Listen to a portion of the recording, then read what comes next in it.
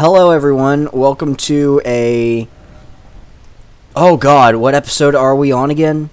The 6th episode of Elden Ring guide, I think? I'll just say another episode. You might remember, we left off at Redmane Castle. Before that fog wall. Hey, guess what? We're not gonna go in there.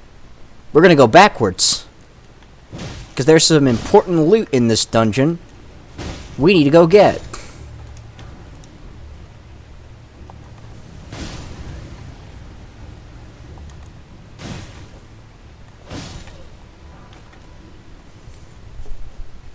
So as you can see, there's some loot over there. But be careful, there's one of these things.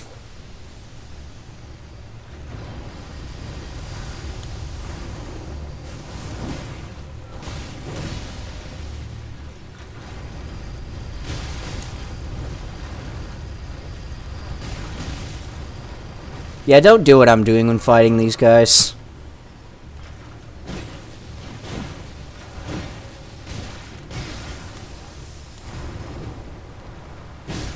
Take them down. Go over here.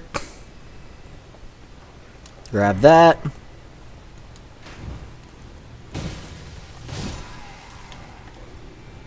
Go up.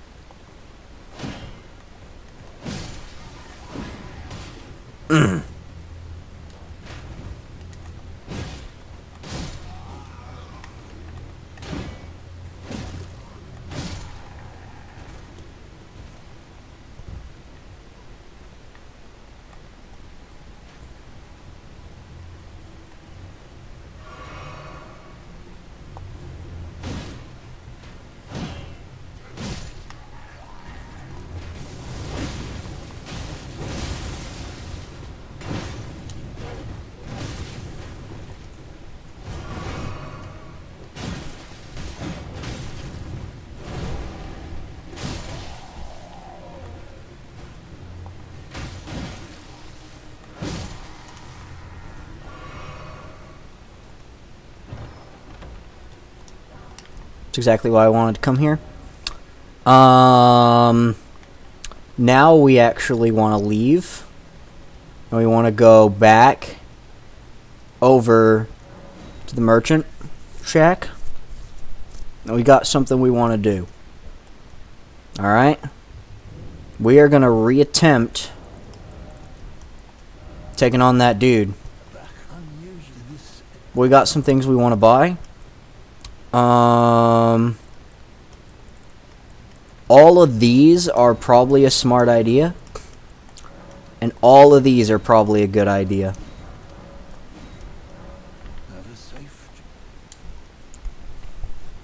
Rest till nightfall.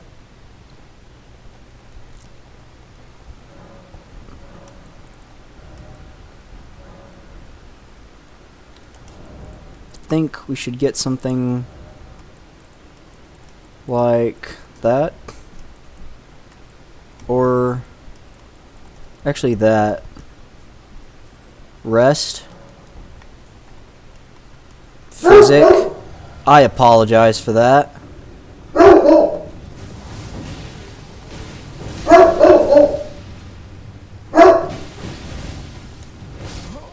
Two hit. Yep. I was gonna try to give him another shot, but it just didn't work out. We don't have enough damage negation for that.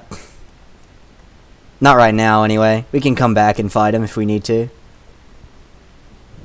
Or we can just keep trying and trying and trying till we get it right.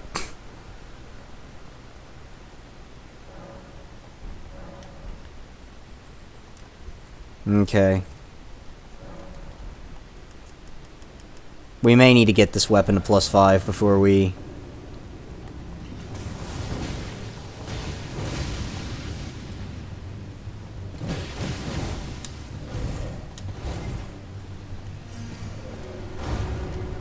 do that. Okay, yeah, lots of damage for no good reason.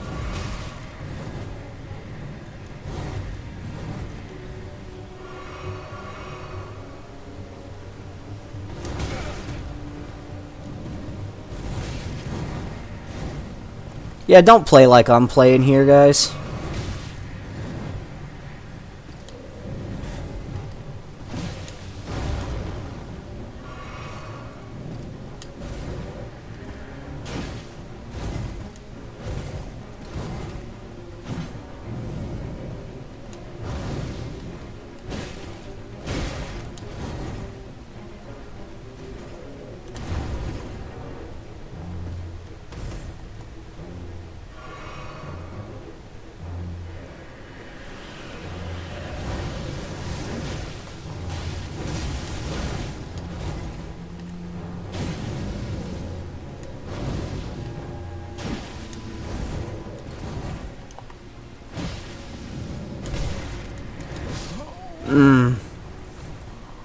Yeah, this guy's pretty tough. We may need to wait to take him on. He's pretty hard. The Bell-bearing hunters are very, very hard. Like, they're probably some of the hardest enemies in the game. We may actually need to change weapons. That may actually be a better strat at the end of the day, I think. Like, we may want to use Bloodhound's Fang over this, honestly. Yeah, honestly, Bloodhound's Fang is looking like a very attractive option right here. Yeah, let's try it. Since we're not going to be using charge attacks as much with this, we could probably use something like Stone Barb or Opaline. I think we're better off with something like this combination. Yeah, this is better for us at the end of the day. We're going to run out there.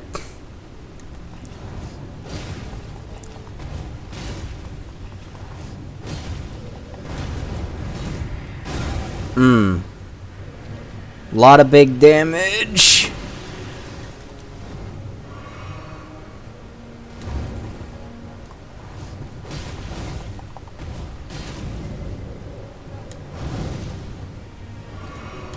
Oh.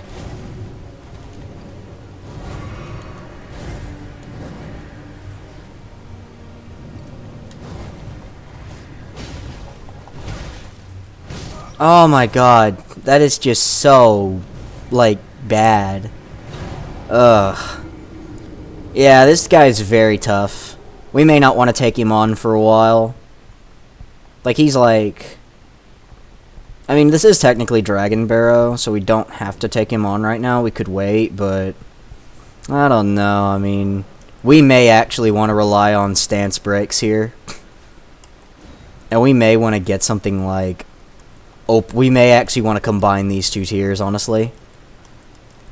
We'll try that again. We'll do it, like, one more time, and then we'll... like, do, like, a proper go after. Honestly, don't really know what we're supposed to use for this. I mean, jumping attack seemed like the obvious strat, but... I mean, clearly it's not.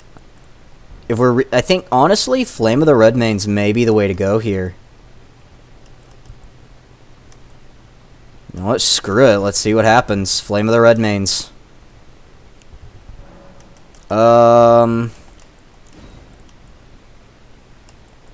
Fire... Strength... Ash of War, Flame,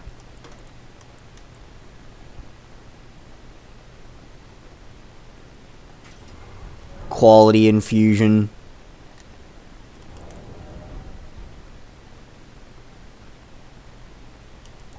I think we want something probably like this, honestly.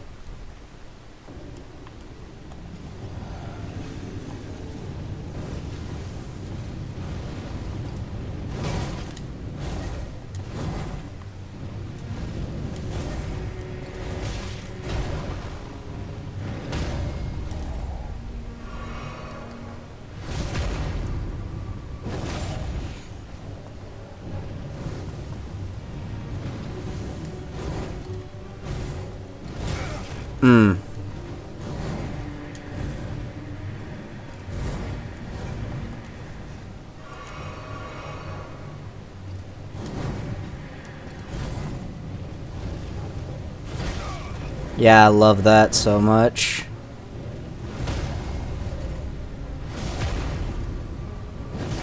think we may honestly want to equip something else here.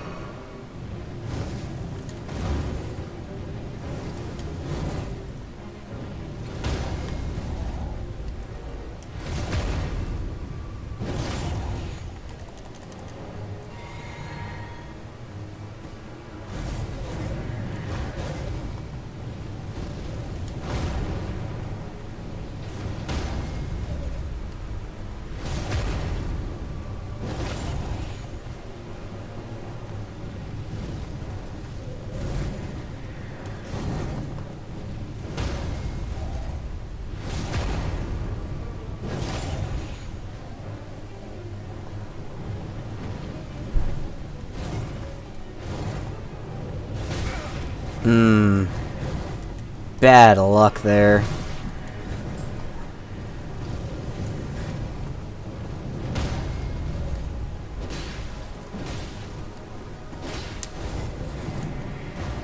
Oh, bad luck. Alright. Well, we have a strat. And I'll actually show you precisely what it is we do with the Flame of the Red Mains. So what we want to do is replace these. Actually, replace all of this. So this. And then we want this. And then this. And then as for our tier, we want this. And this. And then we want to pass the time.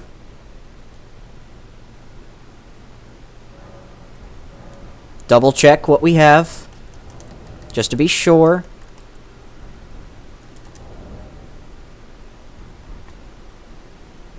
Alright, I'd say we're good.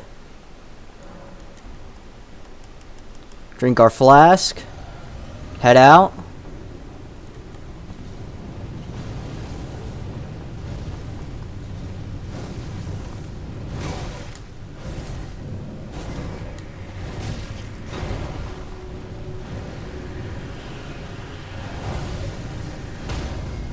Down he goes.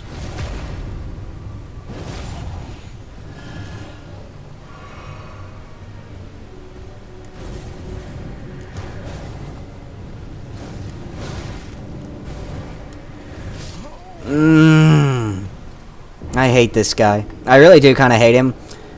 Flame of the Red Main strat is the way to go, though.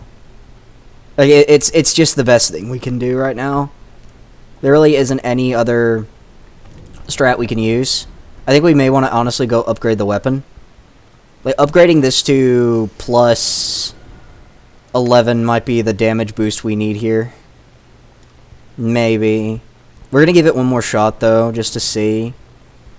Maybe upgrading Misericord instead may actually be the play here. I doubt it, though. Damage negation is kind of what we need here. So we want to, like, do this. Get 2 charge attacks in. Roll. Roll. Roll. Flame. Riposte.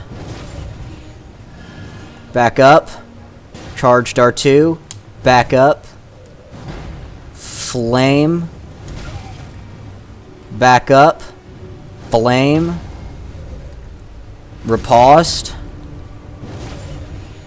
Back up. Charge R2. Roll. Roll. Okay, bad timing. Yep. Those delayed attacks are really gonna screw you. At the end of the day, that instant shield charge and yeah, it's just a combination of both of those moves are really just gonna screw you. You gotta really and this is also a guy that can like 2-hit you as well. That is certainly not helping our case here. Honestly, we may want to like change physic. I think changing physic's gonna be the smart plan here.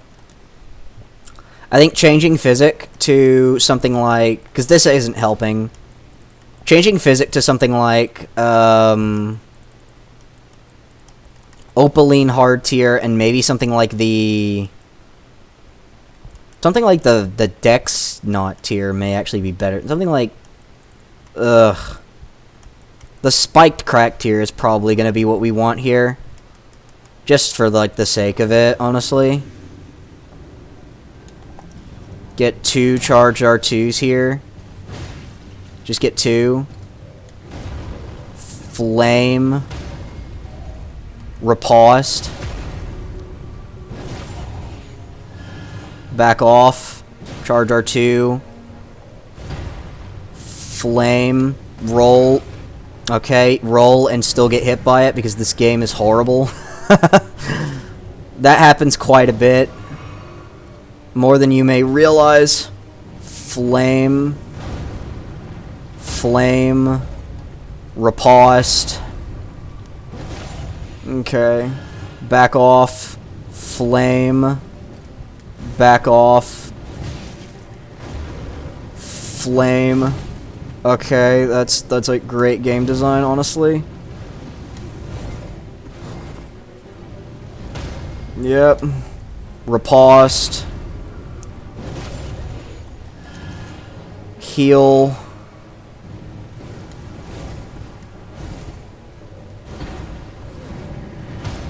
Okay, got him. Nice. Back off. Charge R2. Roll. Roll. Flame. Roll. Roll. Roll. Okay, sometimes he goes for 4 hits here. Flame. Riposte. Back off. Charge R2. Back away. Flame. Roll. Flame. Roll. Flame. Riposte. Back away. Charge R2. Roll. Flame. Roll. Flame. Riposte. And that's how you beat the Caelid, dude. Flame of the Red Main spam. That's honestly like the strat you just need to use in order to beat him. 50k runes. And a bell bearing. Not bad, honestly. 26. That seemed fair to everybody else. I say so. With that, you're probably good. I recommend swapping Flame off of this, though. We're gonna swap Flame off of this, and then we're just gonna re-equip the Storm Caller. We're honestly good with this strat, I think. And then we can just re-equip Bloodhound's Fang or whatever we want, honestly. Doesn't matter. I think Dragon Halberd, in my opinion, is my favorite of the weapons, but I am more than willing to admit it has its extreme flaws. So right now we kind of just want this and this, I think, are going to be the physic we want. And I think we're good here. We could spend, we'll go to the merchant to, like, we'll turn in our bell bearing, because that dude was super tough, and we had to use, like, a cheese strat on him. So Flame of the Red Main spam is a cheese strat, a very well-known cheese strat, if anything. It's one of the most well-known things you can do. It's very hard. We also want to buy some new fashion with our 1500 runes, so we're just going to buy all this. And, why not? We'll buy that. So basically, Hunter multiplayer works. Basically, if you have that blue thing activated, you'll be summoned into random people's worlds to help them fight off invaders. Which is what we were when we were doing Vare's quest, so... I mean, hey, this is nice. This is nice if nothing else. We need to go speak to Rogier, though. Ah, hello. I was hoping to see you. My examination is complete. Here's the knife print back, with my thanks. Now I have a fairly good idea who performed the rite upon the blade. The person who orchestrated the Night of the Black Knives. Princess Rani. One of the children born to King Consort Radahn and his first wife, Renata. Demigod and sister to General Radahn and Praetor Rykard. Hers was the name I discovered in the imprint. Truly, you have my thanks. But if I might be so bold, I would like to ask something more of you. If Rani truly is the one who plotted that fateful night, then she should bear the curse mark of destined death somewhere upon her flesh. I would like you to procure it for me, and then all will be laid bare. I will have the answers I have sought for so long. I have some idea of Rani's potential whereabouts. There's a manor to the north of the Academy of Rhea Lucaria. It is the familial home of the Carian royals from whom Rani descends.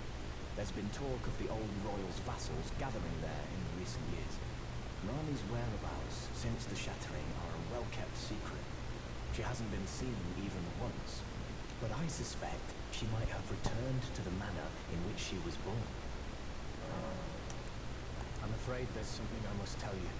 Do you know of those who live in death? The very notion of life in death defies the Golden Order.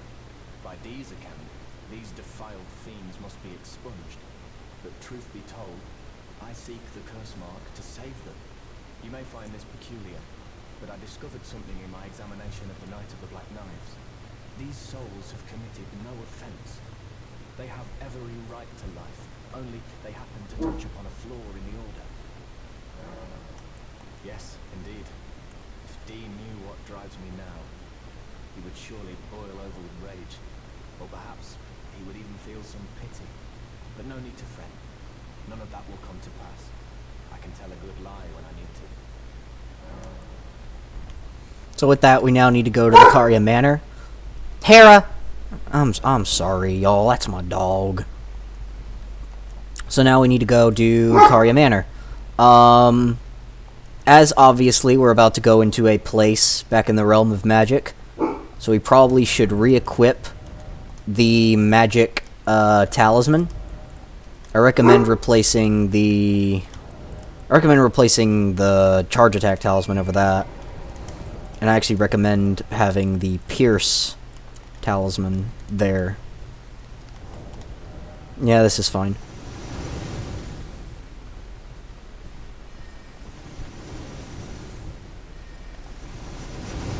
Be careful of, like, those big arrows.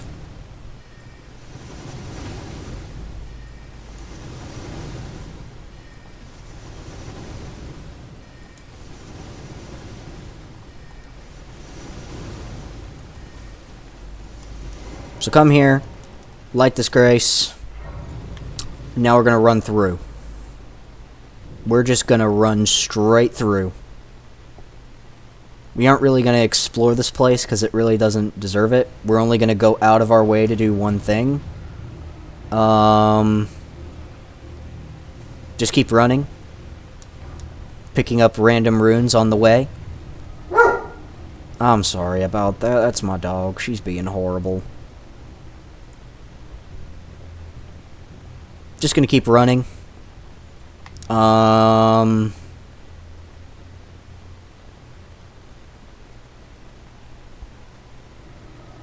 Just ignore that. Just keep running. Just ignore it. Just keep running. Go up. Come here. And yoink the grace. Now, what we're going to do, we're going to turn around. And we're going to grab this. Some smithing stone 4s. We currently don't have enough runes right now to bother with EG or anything of that matter, so we're just gonna run. As you can see, these ghosts summon. And you see, that's that magic stuff I was talking about. For this, normally you would keep going straight, but we're gonna make a left turn here. Just keep running. And you're going to want to take a look at the left side. And you're going to want to jump in here. And then you're going to go here. See this other ledge? You're going to drop down here. But be sure not to drop in that hole or you'll die. Then drop down the hole. And then you're going to want to come here. And grab this. This is one of the legendary armaments I was talking about. And I'm basically showing you how to get all of them. We'll open that door as like a shortcut, you could say, back to the lower levels. And then you want to reclimb this ladder. What a thrill. Yeah, if you get that reference, and oh boy, you must also like meme culture like I do.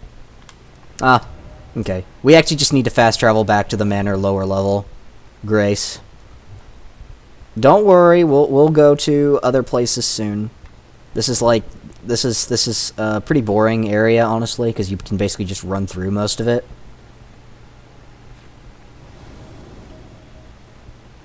Run past everything. You don't really need to bother fighting. Unless you absolutely just want to.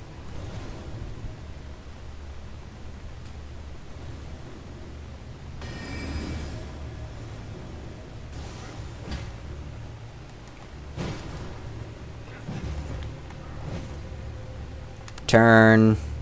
Turn. Go this way.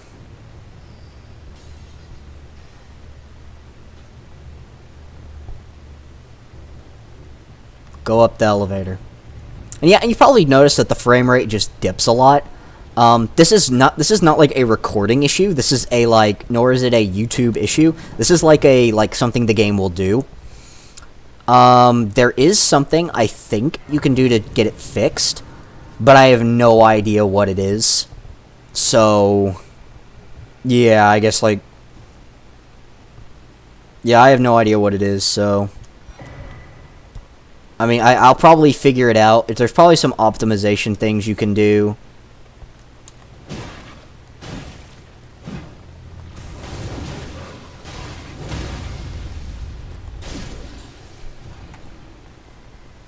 Just gonna do that. Run on through. Actually gonna swap this out for this.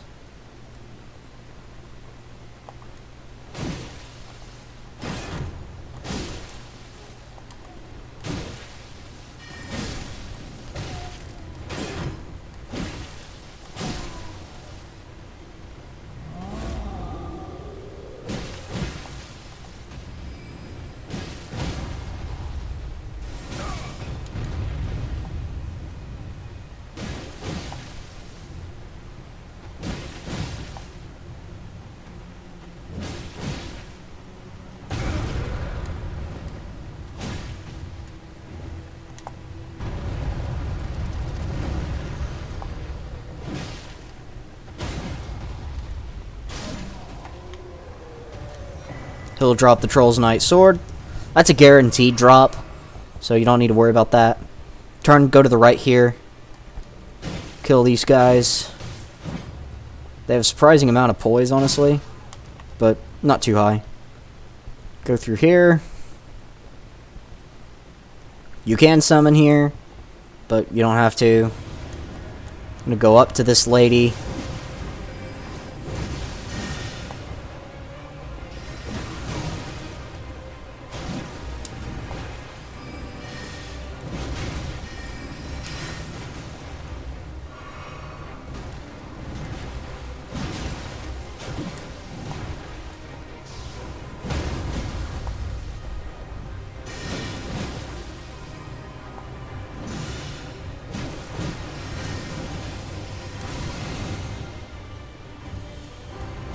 I didn't even pop my physic there.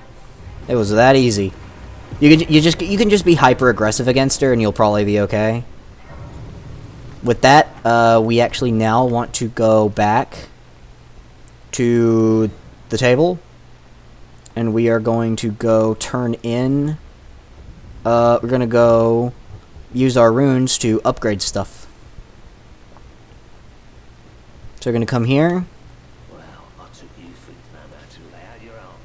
We're going to level our Claymore to plus 11. And it'll take one more level up to get it to plus 12. And we need 4 more 4s. Which, don't worry, we'll get more soon, but it's going to be a while. Now we're going to return back to the Royal Moon Grazing Grounds.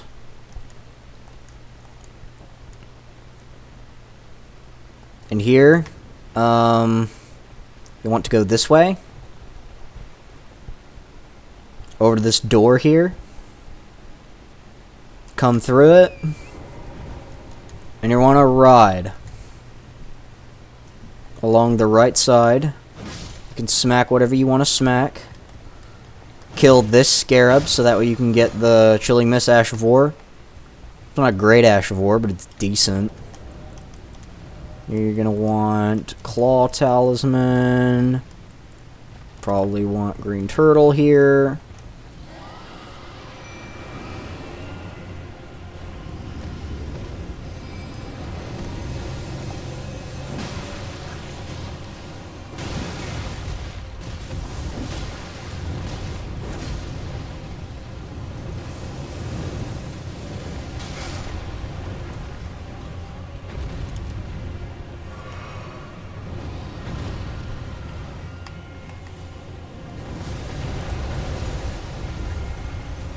Now this dragon oftentimes will get stuck on terrain. And as you can see, will oftentimes despawn. Because it just has no idea what to do. And it will, sometimes its breath attacks will hit you twice because it's just that bad.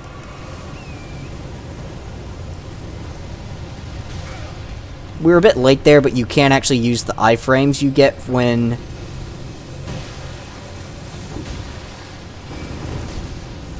And here the dragon actually just flat out leaves. Think of that as a way of defeating it, and now you can go into the tower. You'll want to kill these wolves. Defeat them. And go in here. Rest. Or you don't have to rest, but just like pop it, I guess. Come down here. And now we can go talk to Ranni, who is basically our resident waifu for this game. In case you don't know. Spoiler alert, I guess. In short, she's a very pretty lady that we met at the beginning of the game. Because, you know, just come up here. There she is, there's Ranni. Oh, again we cross paths. I believe I said my name was Renna when last we met. It pleaseth me to see Torrent hale and hearty, but tarnished. What business hast thou here?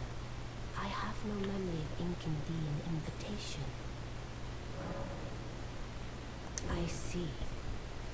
Quite the sleuth, aren't we? Indeed, I am the witch Ranni. I stole a fragment of the Rune of Death, and used it to forge the god-slaying black knives through fearsome rite. I did it all. But sadly for thee, the curse mark thou seekest is not to be found here. I have slain the body I was born into and cast it away, and it is upon that flesh the curse mark is carved. And why should I reveal that to thee? I performed the act not to bury the past, nor in shame of the deed. But all the same, thy begging compels me not a jot. The curse mark thou seekest is not here. That is all I will say. Now, be gone.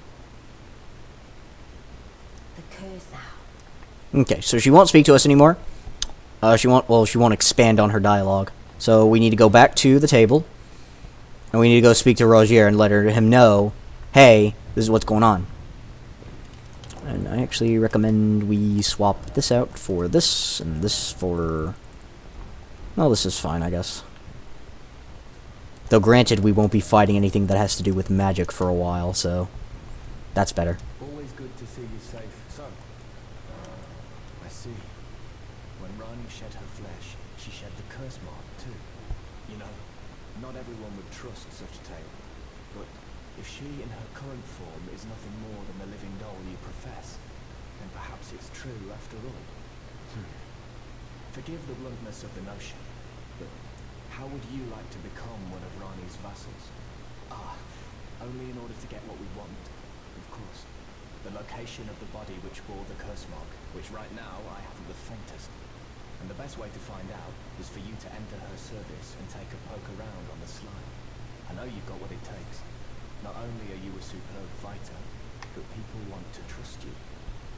I've seen it. Can you become Ranni's vassal to advance our agenda?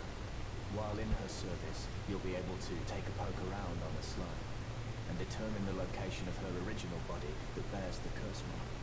I realize that I'm asking you to put yourself in grave danger, but I know you've got what it takes. Quite possibly the only one, in fact. Now you'll want to go speak to Fia.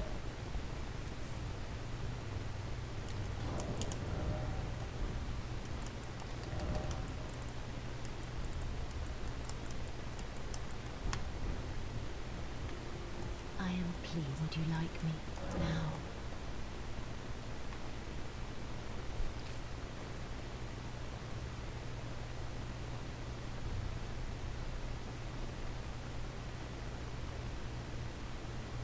You are so. I heard that you lent a hand to dear Roger. He seemed positively elated. He must be possessed of great mental fortitude. It anchors his will and sustains him, despite his grievous wounds. You truly are a champion to dear Roger, and myself too. Then good day to you.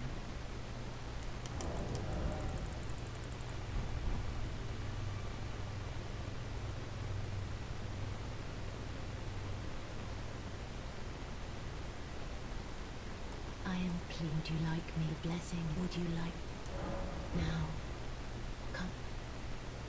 Tell her that we would like to be held regardless. So we just want to do this.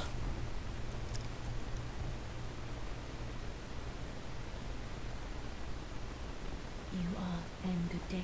Okay, she doesn't have any more dialogue for us, which is fine. And we actually want to change our fashion, so... How about wearing full night set, huh? That's not bad. Definitely not the greatest looking set, but... doesn't have a lot of character to it, though. Yeah, we were better off with the normal set, I think.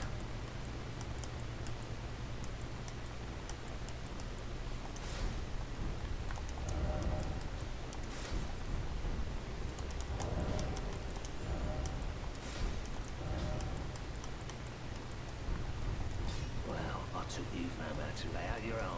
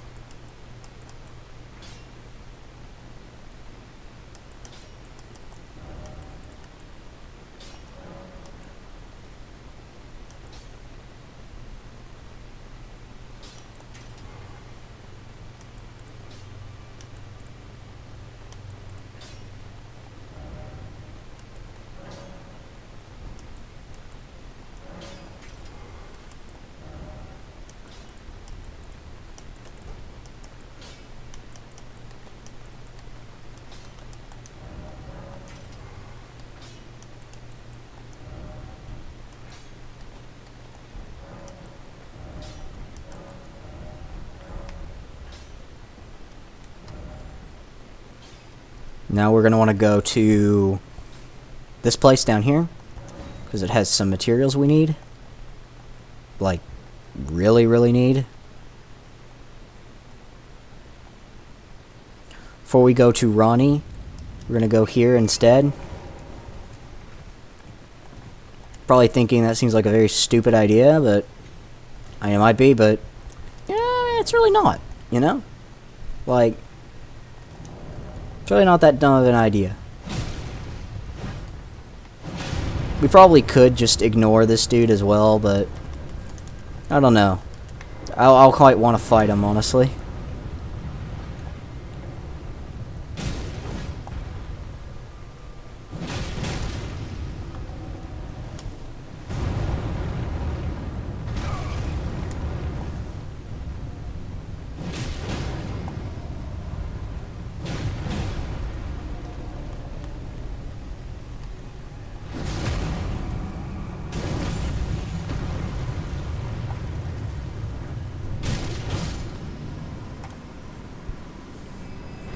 Once you've done that, hop in and go down. Very similar to the Chauffeur River one that we saw. This one, thankfully, is not as long of an elevator ride. Gonna want to craft crystal darts here.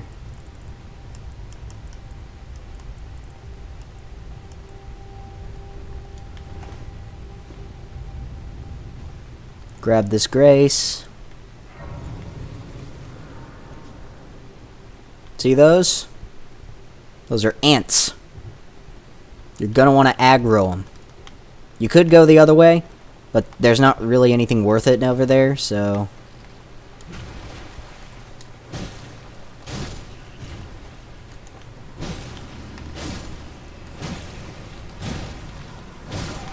Oh, great.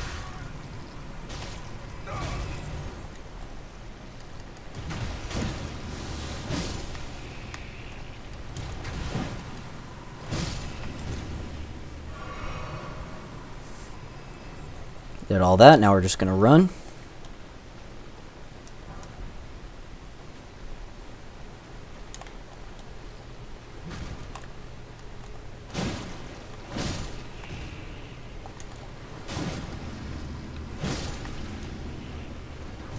Go this way.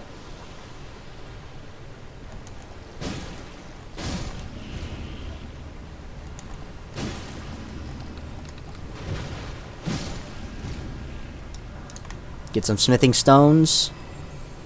Nothing over there, so we're just gonna come back. Dodge. Char. Running attack.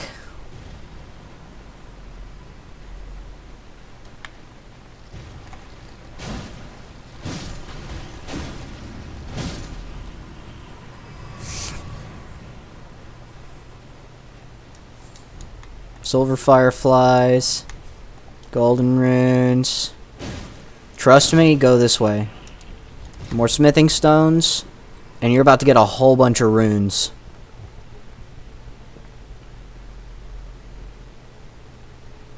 Come in here. Pop your flask. Charge in. Get that.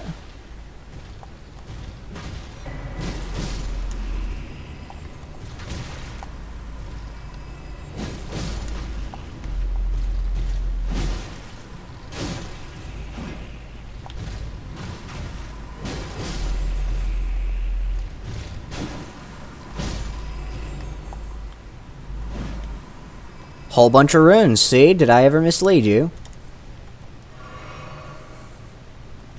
You got yourself a Newman's rune. Well, no, you didn't get a Newman's rune. You got a 10, but... Hey, I mean, normally you wouldn't get those without going to an endgame area, so, I mean, hey. We got one early by going to Secret Path. And you actually get more items by going to Secret Path, too. Come up here. Now you're up at this top area here. You can yoink this. Jump down, you got yourself another 4. Jump down here. Celestial Dew. We can just ignore these guys. Just keep on going through.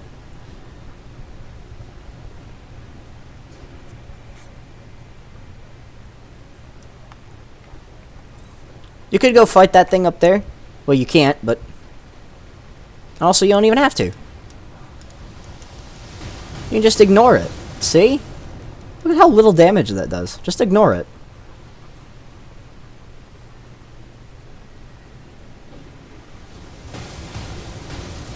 And you'll probably still want to evade it semi-regularly, but... I mean, you don't have to evade it religiously. You know? Like, you don't have to do anything special. Come down here. Grab some runes. Come Ghost Glovewort. That's actually something we really need. Ghost Glovewort, so we can level our summons.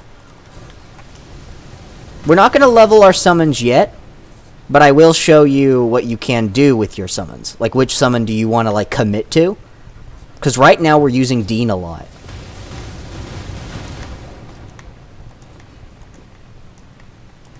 And you can really go any way you want here. We're going to go back to the center. Because that's where the map is for this area. And that's where Merchant is.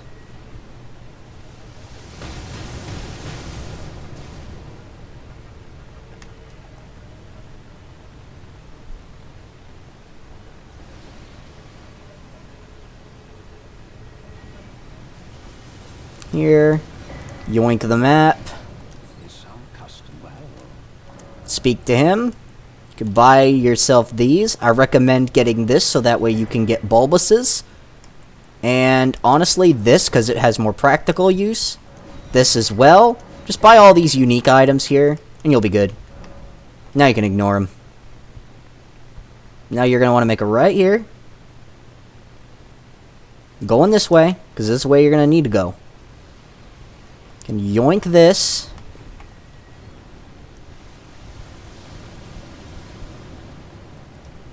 Grab the Grace, and you're going to want to rest.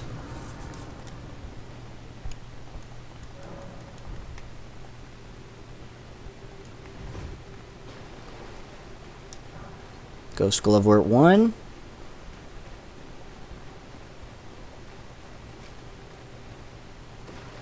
You could fight the ants, or you can ignore them. Both is fine. We got ourselves the Immunizing Horn Charm. Hey, that's good. I recommend ignoring the ants so that way you can just run. Just pick up the Ghost Glove wherever you see it, and any items you see on the ground. Just keep picking those up, but otherwise, just run.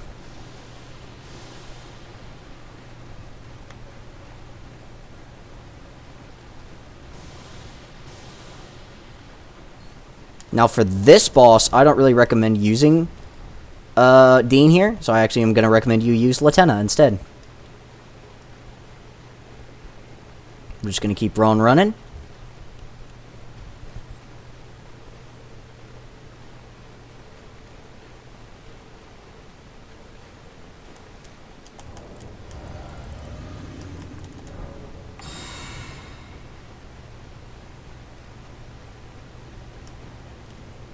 Summon Latenna.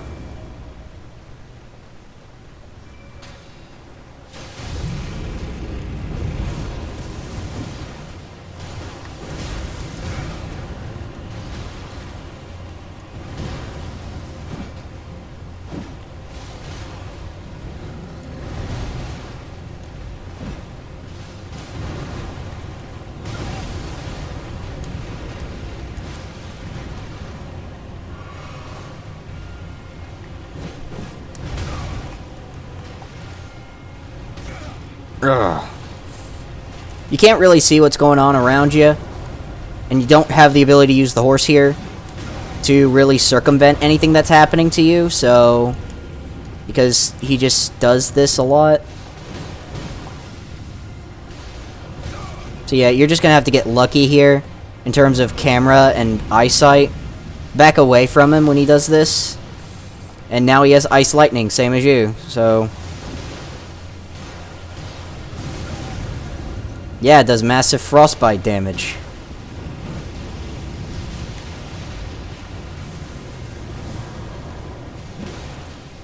Take him down. Nice job, you. Frozen Lightning Spear incantation. 1200 runes. Come in here, grab this chest. Got yourself another +10 upgrade material. Another +10 upgrade material in terms of summoning, might I add. And now we have enough 1, 2s, and 3s in order to get... We have enough to get 3 + 2 summons. Well, 2 + 3 summons, rather. So what I recommend doing is now that you have all of this, go to Table of Lost Grace, and we're going to upgrade a summon. Now, it can be any summon. I am going to use... Lutel, because she's a legendary summon.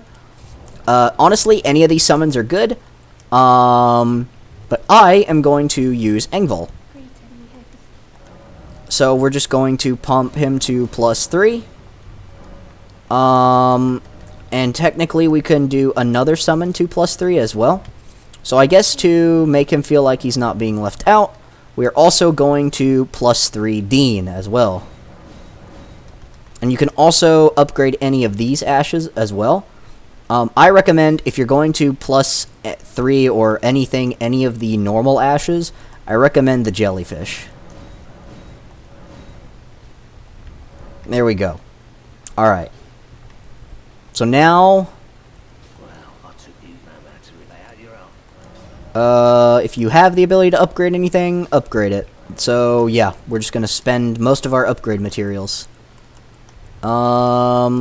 Since we have the ability to upgrade, Godric's Axe, let's go ahead and upgrade it. We upgrade it to +3, that's not bad. Now we want to go back to Caelid. And we actually have something we want to do. Excuse me. Sorry. We're not going to go to Caelid directly, though. We're going to go to the first step. So you're probably wondering, why are we coming here? Well, believe it or not, there's actually a teleporter here that'll take you straight to Caelid. The reason why I didn't do this before is because odds are you would have gotten stuck in a frustrating loop, and it just would have sucked for you, you know? So that's why we're doing this instead. And we actually need to come here anyway, because we're doing Caelid stuff, so we might as well do more Caelid revolved things. And we actually want Engvall for this, because, well, Engvall is a strong summon, and he's, like, pretty tanky. And he's pretty passive, but he does enough damage to pull his weight. And he does decent poise damage as well, so...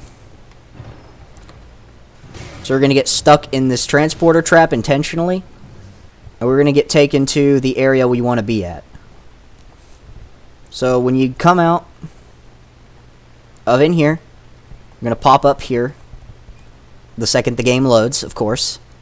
You are going to be in the middle of Caelid. Now, there is another way to get here normally, just by being in Caelid, but to me, this is just much faster. And there we go, we've popped out. And you're going to want to grab this. And now, you're actually going to want to head back to the entrance of the cave. Yeah, you see that? That's pretty bad. Now, you might think to yourself, oh, this is a magic cave. We want to have the magic talisman equipped. Don't. There aren't that many magic attacking enemies. And honestly, it's just not worth it. So we're going to come here. Gonna grab whatever's here. Gonna rest at this grace.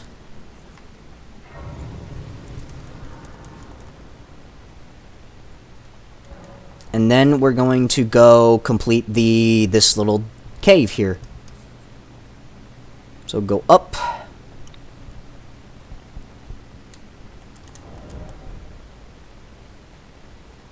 So come up here. And you're just going to grab all these smithing stones.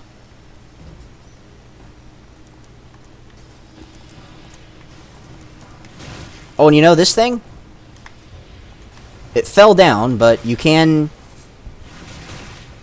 But go kill it. Like, immediately, because it's really going to screw you over a lot. If you don't deal with it, like, as soon as possible. These guys are just going to keep spamming and screwing you over. So run up.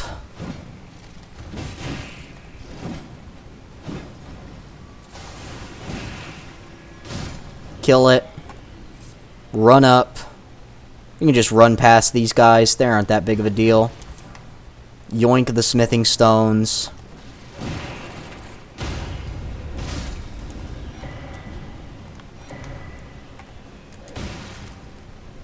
Then you're going to want to run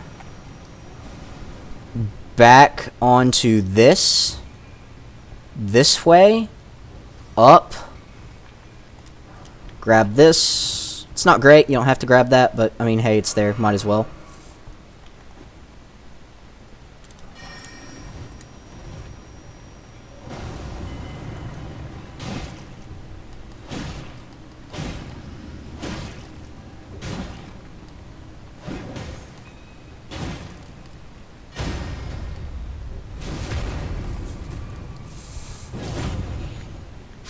Also, just as a side note, these guys have a rare chance to drop 4s. I believe they also have to drop smithing stone 4s, not sombers, but normal 4s. Come through here. Come in here.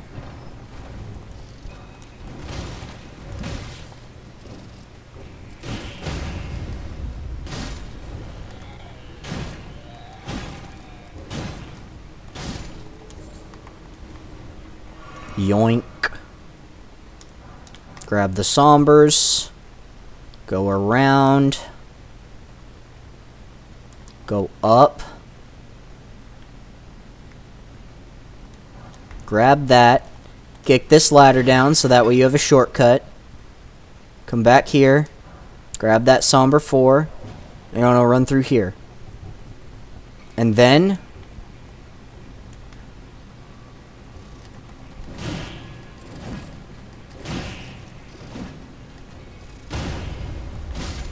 kill him. Grab this. Grab this here. That 4. Then hold R2. Stagger. Kill these guys. Faithful's Canvas Talisman plus Faithful Canvas Talisman. And that will basically increase the effectiveness of your incantations by 4%. Same thing as that Graven Skull Talisman we picked up in the Academy. It's not great, but it's okay. Yep. Yep. Alright. I think we're ready. Pop your physic. Then we're going to go in. Be ready to summon. Because this guy's tough. Summon Oleg.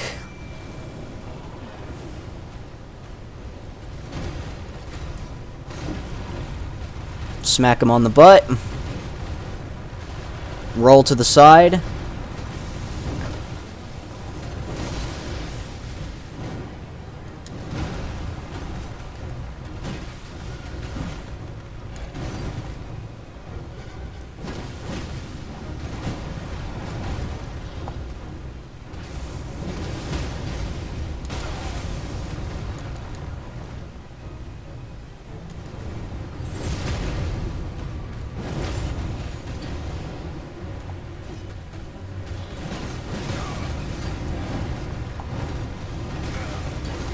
Back away.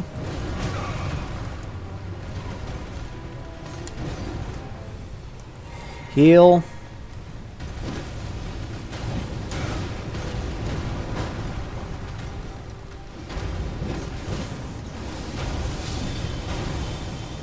There we go. We killed him. A Smithing Stone 6, 5 7s, and Gravity Stone Truck, and the Somber Smithing Stone Miner's Bell Bearing 1. So we did that. So now you're going to want to come here. Table Lost Grace again. I know, we're coming back here a lot, but we need to. And we're going to want to turn in...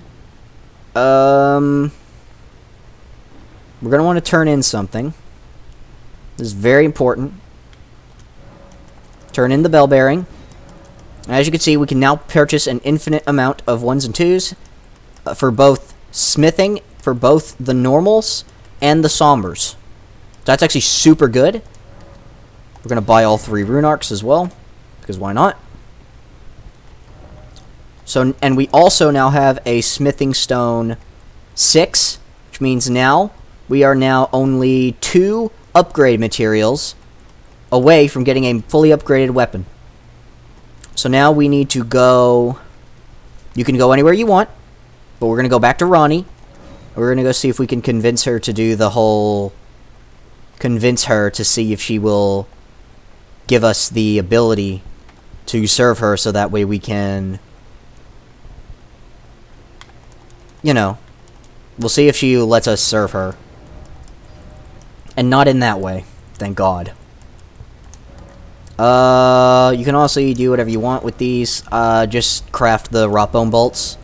I recommend crafting the Rotbone bolts, but don't use any of them. As a matter of fact, don't use any of, like, the bolts right now.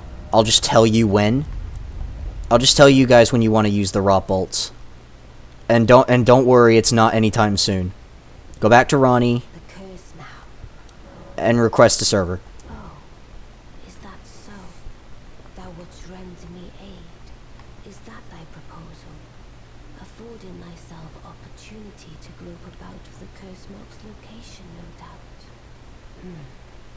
Very well. There's nothing wrong with a well-laid scheme. What's more, if my past and past wounds beckon to thee, I am curious enough to see what thy destiny portends. I'll allow it. Enter my service, and good hunting to thee. Good. Then I ask we proceed with haste. There is, in my service, a half-woven warrior by the name of Blythe. I would have thee join him in searching for the hidden treasure of Nokron, the Eternal City. I have called for Blythe to greet thee below. Take from him the particulars. Ah, and there wilt thou find Iji, my war counsellor, and Salavis, preceptor in the sorcerous arts also. Heed not their peculiarities. Feel secure in gaining from them what advantage thou canst. I am sure the others will be doing just the same. So now you'll want to head down below, back down the elevator, and you'll go speak to all the apparitions of the... You'll go speak to the apparitions of Blythe and Iji. So first, we're going to go down here, and first we will actually speak to Iji, because he's the first one we see. Oh, so you were the one. Lady Rani has explained everything. Again, I am Iji, the Carian royal family's dedicated blacksmith and Lady Rani's war counselor. I am told that you are searching for Nokron with Blythe. I will give you whatever guidance I can, and pray for your success. My apologies for the misleading words of warning. I never imagined that an audience, let alone service to Lady Rani, was in your fate. I, for one, should have seen it, but I did not. Do forgive me, my fellow. Let us give all that we can of ourselves, together, for Lady Rani.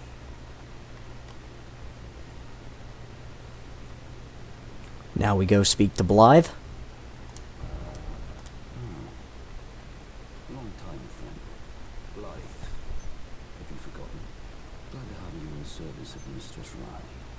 Well, getting right to business. I'm still in limbo. The eternal city of Nokron lies somewhere at the bottom of this land. I'm planning to go below through the well in the Mistwood. See if I can't find the road to Nokron from there. I'm going below through the well in the Mistwood. See if I can't find the road to Nokron. Don't keep me waiting, eh? Now we're going to go speak to Selvis over here. I see. You must be Rani's new hireling. Yes, I've heard all about you. I am Selvis, preceptor in the sorcerous arts. I don't know what it is the mistress sees in a provincial tarnished like you, but since we have the misfortune of serving the same lady, I ask that you kindly try not to drag us all down with you.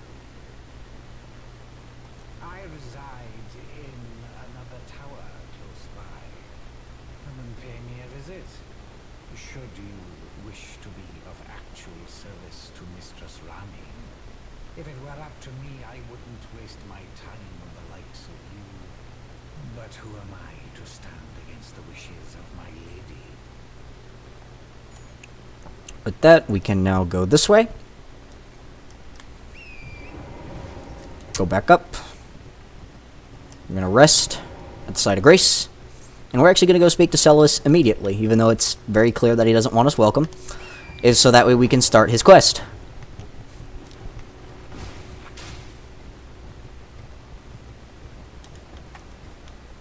He's in that rise over there.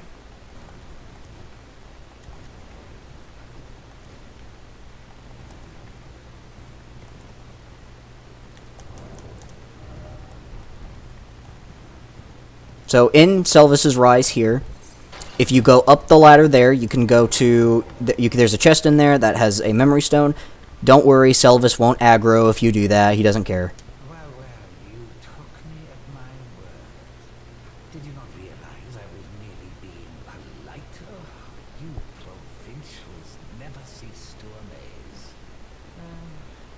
I suppose you're here now. Perhaps I'll give you something to do.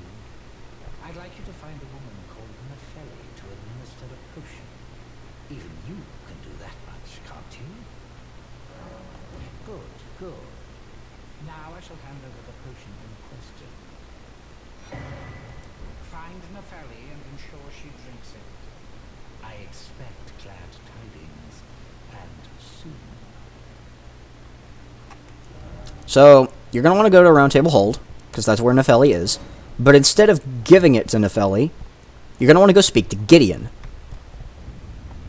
And also, you're going to want to speak to Roger first, and then Gideon. Always good to see you, son. Maybe I should tell you. Lately, I feel I'm on the precipice of falling into a deep, fathomless slumber. And I have an inkling it could spell trouble for you somehow. So I just wanted to get the apology out of the way beforehand, since you're so scary and all. So Roger leaves us alone. I think he's all gonna do. Now we're going to go speak to Gideon. And hand over the potion to him. Journey to the two things you may be on. Is that potion what I think it is? Bloody Celibus. I suppose he's up to something again. Oh, I won't interfere. You go ahead and do what you must. The Round Table has no code to speak of. But I ask you this. Are you really going to do the bidding of that twisted dolly botherer? Or would you rather hand that potion to me and see if we can't get one over on the bastard? Good. I'll dispose of the potion myself. You go and see Celibus, but don't give anything away. Just tell him that you tricked your mark into drinking the potion, as planned. Despite knowing next to bloody nothing, he's so far up his own arse he won't suspect a thing. His inevitable display of arrogance will certainly be a sight to behold. So with that, you've handed over the potion to Gideon. Instead of going to go speak to Celibus first, we're going to go speak to E.G. real quick. Just so that way he can properly introduce himself in person. Well, my fellow, as war counselor, Ask about Nokron. I take it you've heard of the eternal city of Nokstella. Mm-hmm. Well, it has a twin, known as Nokron, the other eternal city. After years of expeditions, we've determined the location of Nokstella by going underground through the well in the mistwood of Limgrave. You can see Nokron up above, only we've failed to find a path leading to the city. Lyle's made a good go of it, but I'm afraid this has him quite stumped. To be honest, I'm not sure where to go from here. Now you want to ask about Blythe. Lyle is Lady Rani's stepbrother. Rani's mother, Queen Renala, approved of him, and they played like siblings from childhood. They were always happy to have me tag along as well. When Lady Rani renounced her flesh and chose the dark path of the Empyrean, Lythe and I swore allegiance as vassals. But none of us will ever forget our earliest days together. Promised to look after Blythe when we will. A man is honest to a fault. But fortunately, now he has you. So now we're going to leave him alone. We're going to go straight for, honestly, anywhere. Doesn't matter. What I recommend doing before we do anything else is go to the Caelid ruins. Now you might be asking yourself, why would we come here? Well, it's because nearby there's a cave. And in that cave is a very, very good item. Not essential, but it is nice to have as an option, especially if you have nothing else.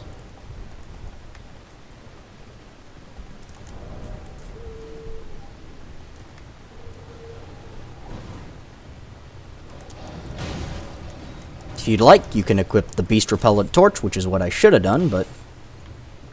oh well. And you'll want to go right along this path. Drop down. Keep going. Drop down again. This time go across this and go into this cave here. Now what I recommend you do for this entire cave, since we're not really going to be using an Ash of War, is I recommend equipping the Faith Talisman, and I recommend replacing this with the Clawmark Seal. That way you have Flame Cleanse Me. Because this is a Scarlet Rot Cave. And if you went to the Swamp of Aeonia, you'll remember that Scarlet Rot's a status effect. A very dangerous one that'll get you killed if you're in it for too long. So we're just going to pop it. As you can see, it's building up. That's because we aren't clean, and we're actually still coated in it. So for now, we're just going to keep running. We're going to get the drop on him. Kill this dude, because he has the ability to spray poison on you. And you don't want both poison and Scarlet Rot active at the same time.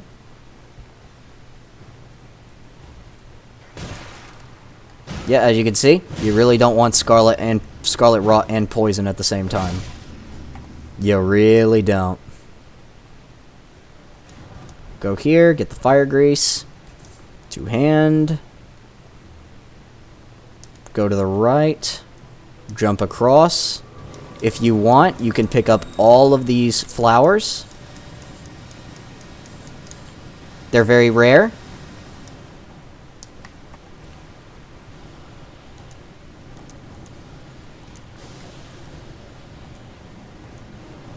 Keep running.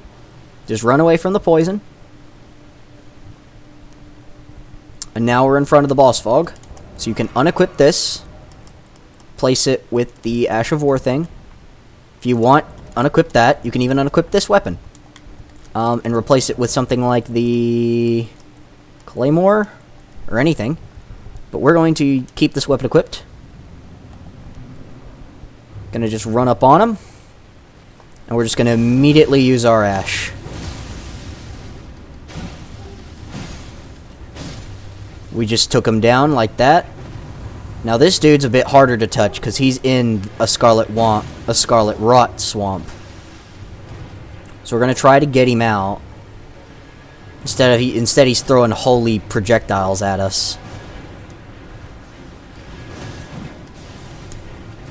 Now he's out.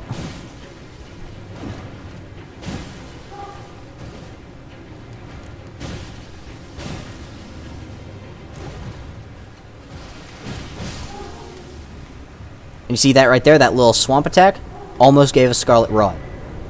And that gold scarab is exactly why we came here.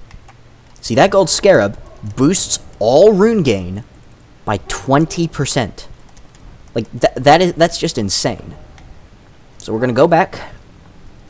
And now we're actually going to go back to the little Shofra. Back where Blythe said he would be. We're going to go there.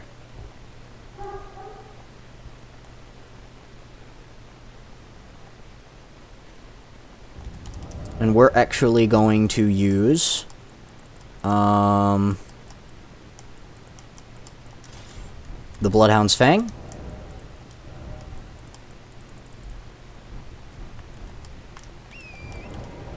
We've pretty much done everything in this area. So what we're going to do now is go this way.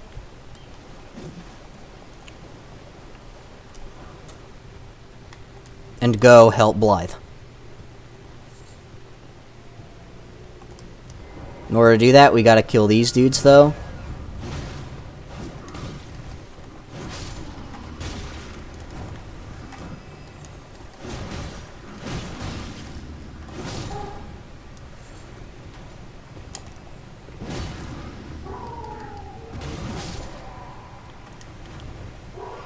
Now we're gonna want to go speak to Blythe.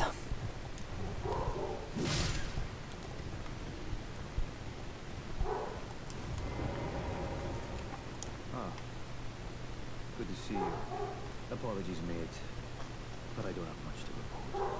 I can see bloody Nokron right above me, and I'm absolutely stunned. I've tried all the gateways, no avail. Perhaps it's time to ask Celebus. I recall that spiteful little rat acting like he knew something. Let's give him a squeeze. Show him just how sharp my teeth are. I jest. I wouldn't go that far. Besides, if you check on some things here, leave this place to me. You just do what you feel is right. If either of us learned anything, we tell the other. Right. Leave this place to me if either of us learn. And if we reach a dead end, I suppose we go back to the source. Celebus rarely gives a straight answer. First time. So what we want to do is we're actually going to re-equip the Dragon Halberd.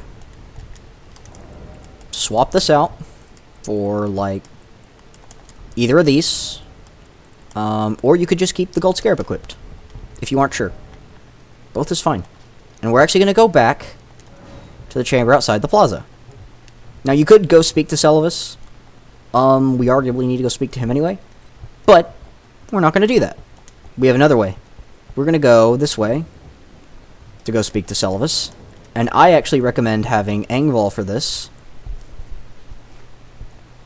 because you're going to fight two very tanky enemies, or you can use Dean. So I'm actually going to use Dean. Get ourselves a damage boost, and we're going to fight one of these dudes.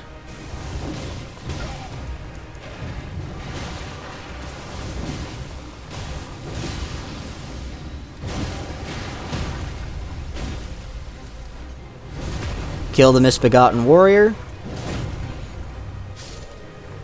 Flask it up. Okay, I didn't strafe that like I thought I did. Light attack. Okay, I did not dodge that because I thought he was facing the other way.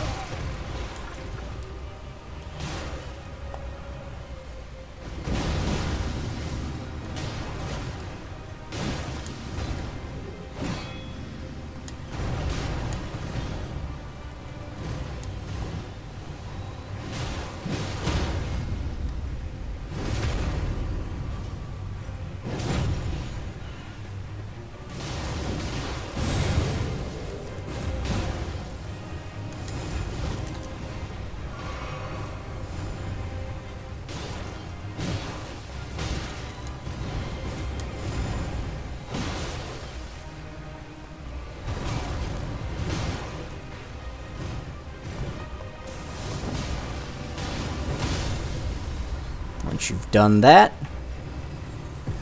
you got yourself another legendary armament, the Ruins Greatsword, and 1900 runes. So rest here. And now we're gonna go up here, and we're gonna go speak to a very important NPC.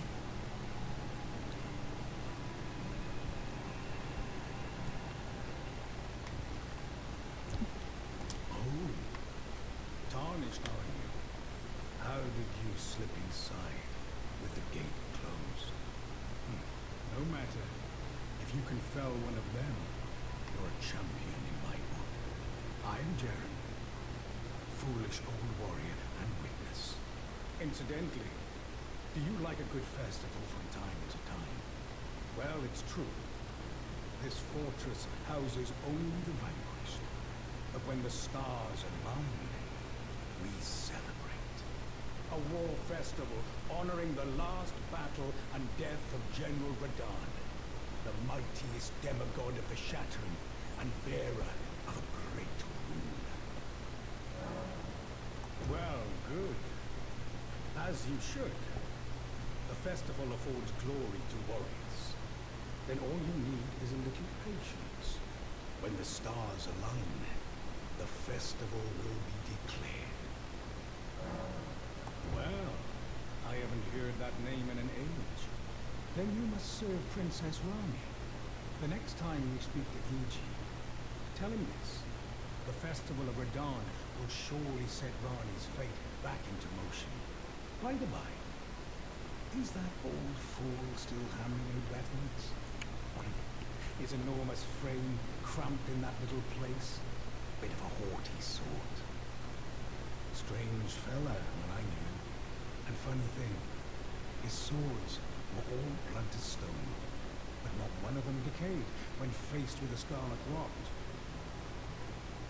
Have patience. When the stars align, the festival will be declared. With that in mind, you're going to want to go back to EG.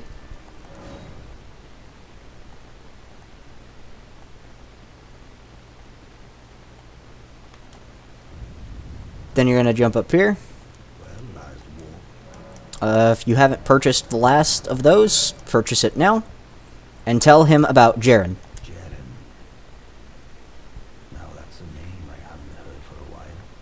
Before taking up the banner of General Radahn, he was a guest of the Caria royal family. An expert swordsman, to be sure. But ever eccentric. No surprise he'd get wrapped up in some festival. Oh no. Wait, how did I not see it before? I ought to retire as war counselor for such a gross oversight. Let me explain. The fate of the Carian royal family is guided by the stars, as is the fate of Lady Rani, first heir in the Carian royal line. But General Radahn is the conqueror of the stars, who stood up to the swirling constellations, halting their movement in a smashing victory. And so, if General Radahn were defeated, the stars would once again resume their movement, as would Lady Rani's destiny, perhaps even revealing the elusive path that leads to Nokron. Go with Blythe to the festival grounds. Should General Radahn be defeated, the stars will once again resume their movement, perhaps revealing the elusive path to Nokron. Something. So if you're going to strengthen your armaments, we're going to strengthen this to +4. Now all of our really good weapons are +4 now. All of the primary weapons we'll use. Well, not all of them, but like all but a few. And now we're going to go back to Blythe.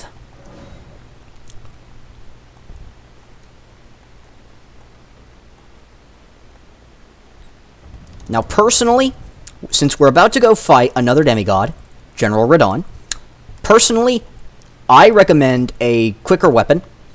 So, honestly, this is the quality greatsword may come out to play here. It has a ranged attack it's decent. But, personally, I actually prefer the Bloodhound's Fang in this situation. Now, you might also want to use the Axe of Godric. Honestly, anything goes for you. You can use whatever you want. Personally, though, I recommend Bloodhound's Fang.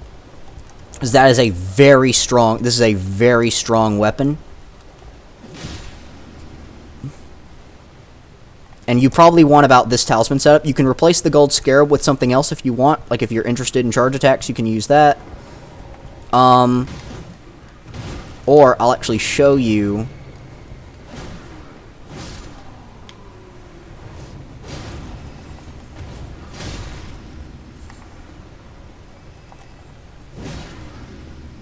Take out these guys. Go run back up to Blythe. So, the reason why you're going to want the Gold Scarab equipped for most of the run. So, this is basically a talisman. This is going to be... So, there are two ways you can actually use it. So, you could put the Winged and Sword Signia here, and then have something else equipped here. Like, let's say, the Green Turtle Talisman, and you can hot swap the Gold Scarab Talisman back on. So, that's actually a smart idea. Or... you can just have it always equipped. Both are good. And you could, like, replace Green Turtle with it. Either or. Well met. What news? You're going to want to tell EG's story here. So Rana's fate is kept in stasis by Starscourge Radahn. And there's a festival of war being held at Red Main Castle in Caelid, where you can fight the man himself. Once the strongest of the demigods. So coming together. Seems like Evie was onto something. I'll be on my way to this festival of Radahn then. You're coming too, right? To Radahn's festivities. I'll meet you at Red Main Castle in Caelid. The way ahead is pleasingly simple. We fight, sword and fire. So now, we now go to the Red Main Castle Plaza.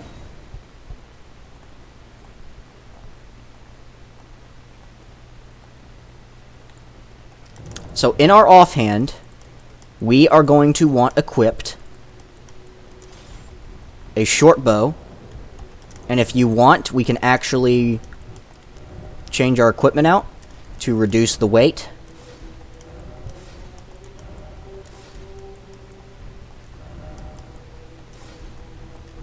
This is fine, I think.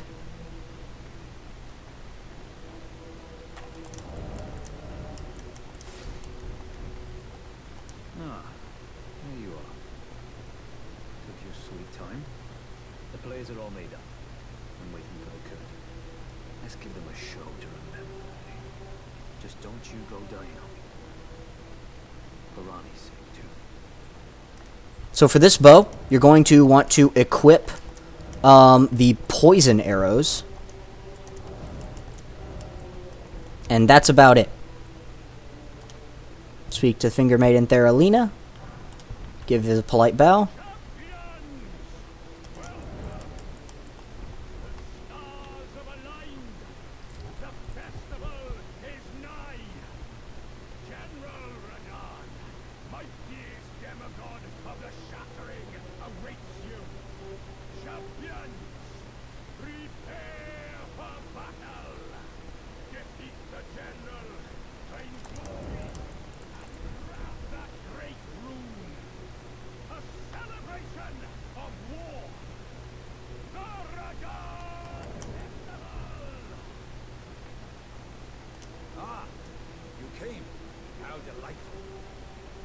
Indeed, I thought I might find you here.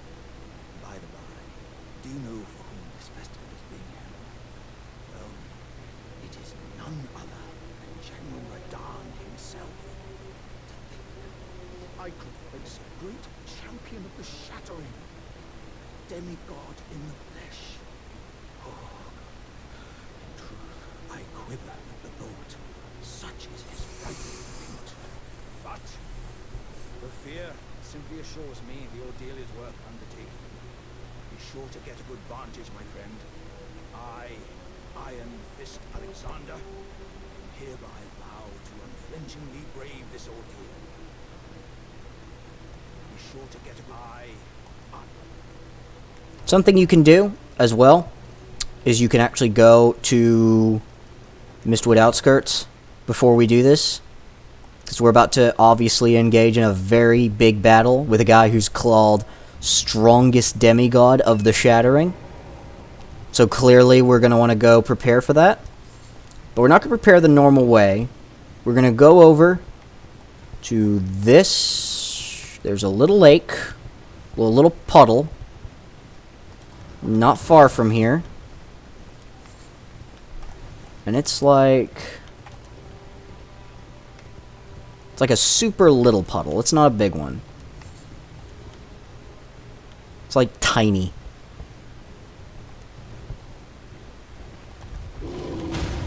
Oh boy. That was a lot of fun.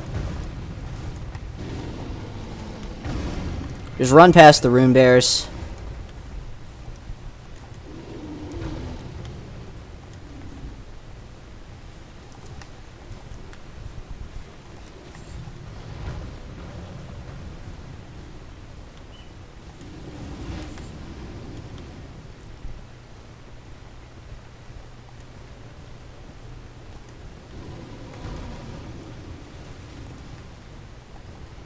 It's over here by this pond. And over here are a bunch of gold fireflies. Trust me, you're going to want to farm those. And now you're going to want to run.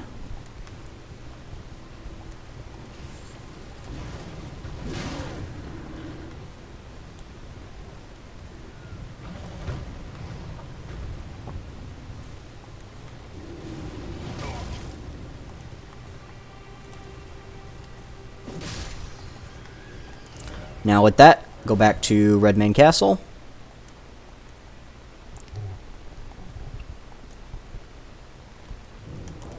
And you're going to recraft the gold pickle fowl-foot. And now you'll have 2 in your inventory. The festival is nigh. Are you the festival? And now you're going to watch this little cutscene. Before we begin, allow me to paint you the full picture.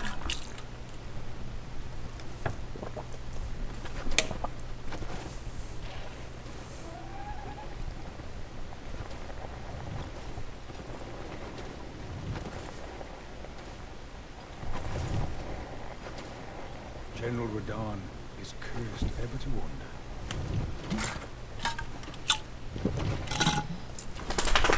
Eaten from the inside by Melania's scarlet rot, his wits are long gone.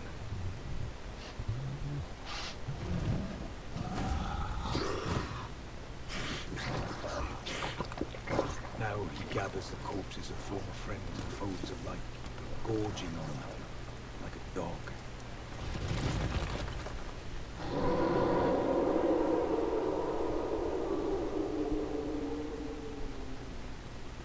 Howling at the sky. But now, we must make merry. O gathering of champions, the revels begin. The celebration of war. The Radahn Festival. You will find the field of battle past the church ahead, upon the shore under the fort. General Radahn is there, even now, divested of his wits, devouring corpses, and howling at the sky. Alright. Before we do that, drop down here. Yoink. Somber Smithing Stone 5. That'll allow you to upgrade your weapon to +5, including this. But we're not going to yet. We're going to use a +4. We're going to go into the church.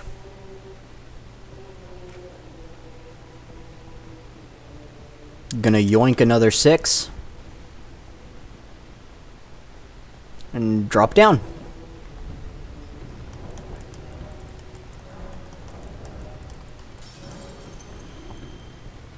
Now this.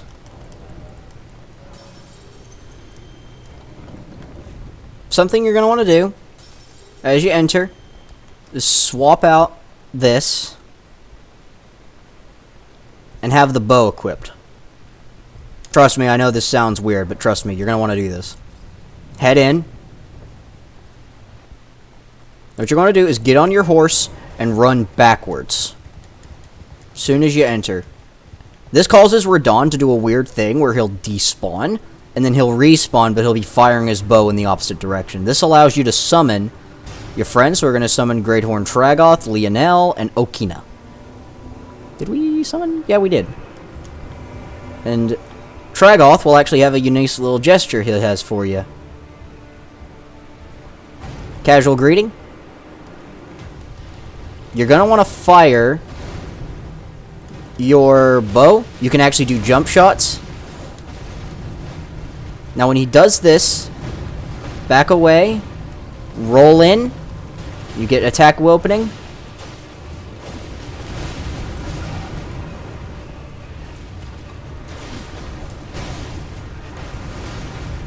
Come up here and you're going to summon Alexander.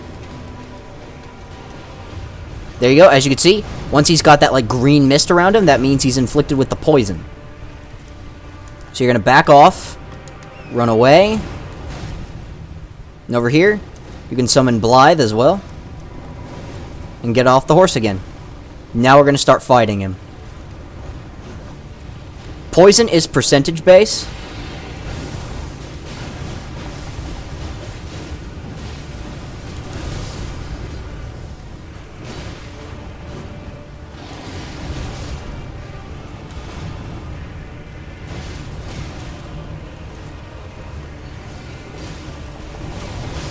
Oh, I got greedy there and paid for it.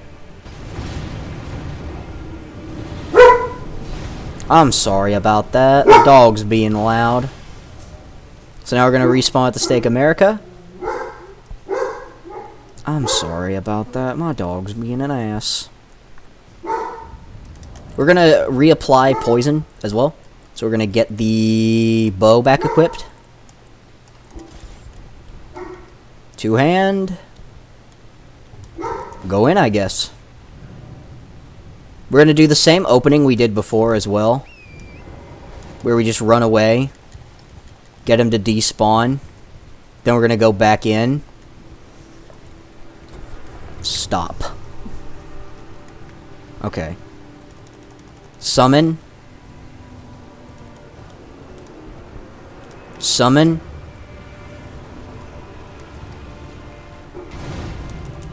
Summon Blythe.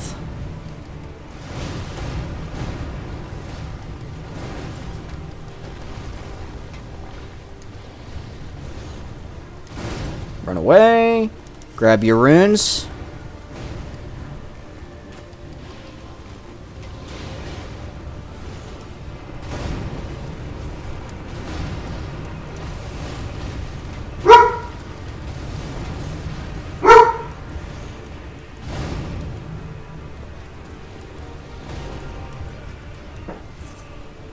Draw that out.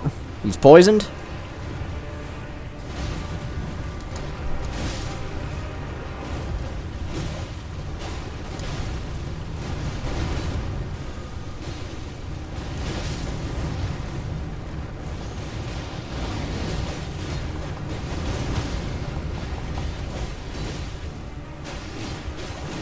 You're not really going to be able to hit him, hit his head, and you're going to want to stand in front of him as he does this. So that way he does this specific attack.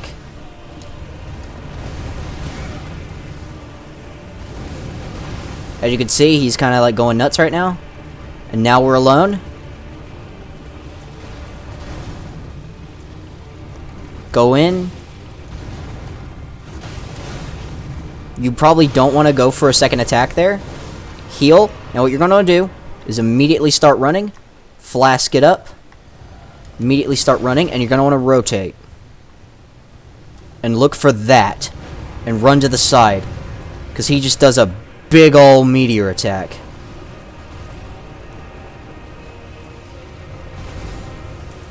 Jump. Our horse just died, that's okay.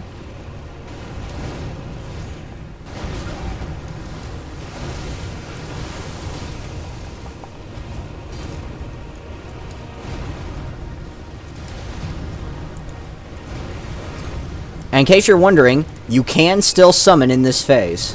So we're going to back away from him. Okay, and now we can summon Blythe, Castet, and Jaren. So we're going to summon Blythe and Jaren to help. If he does this, you can get 2 light attacks. Got kind of lucky there.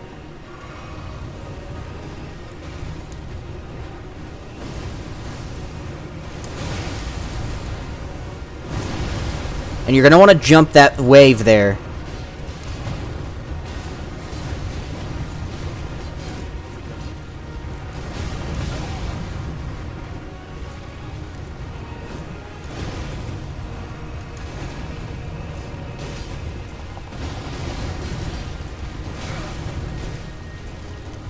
Heal.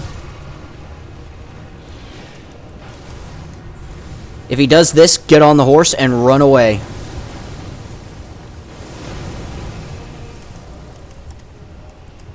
Swap that. Pop the gold pickle foulfoot.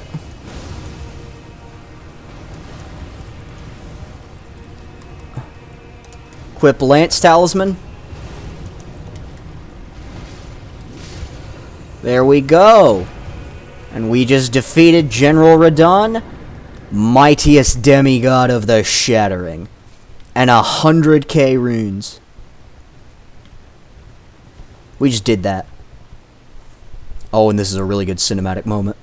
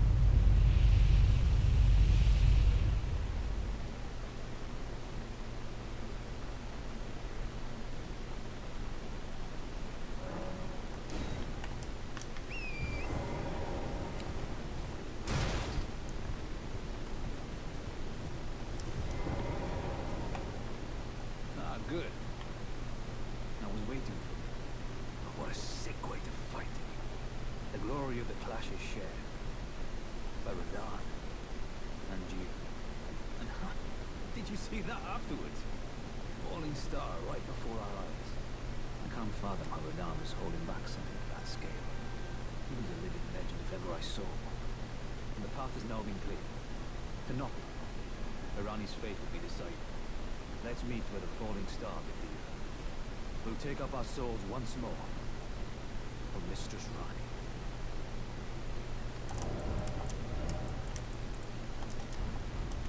Let's meet where the falling star bit the earth. We'll go into battle. My only purpose is to fight for Ranni's fate. Sword and fire. The curtain's rising. And the final act. There we go. Light this side of grace. Gonna rest at it real quick. Gonna level. Question is, what do we level? Endurance is the answer. And in terms of his remembrance, nothing we get from his remembrance is really going to be useful for our build. So we're just going to pop it. 40k runes there, baby. So yeah, let's rest again. Pop some more. 24 endurance. Ah, hello there. It was a battle marvelously fought. You are well and truly a champion, friend. I, on the other hand, nothing but a clog. One hit was all it took to crack me, and for my insides to come spilling out. After that, I hid like a coward, and as such, I could hardly stand to face one such as you. But don't you think I've given up just yet. As luck would have it, there's a veritable mountain of warriors' bodies right here. If I can just squeeze this bunch down beside me, I'll be a mighty warrior again in no time. And you know, the bodies found here are exceedingly fine. Who could expect any less from the very warriors who fought in the Shattering, the greatest of all wars? Just you wait and see, friend. I'll grow even stronger. Just you wait when next we meet. The bodies found here are exceedingly fine. Who could expect any less? Just you. All right, lads. I'm going to take you on a little journey. You'll all be inside me, and be part of it. From now on, we're all in it together. So, let's all of us dream big. Now that we've done that, we're going to want to head back to the plaza.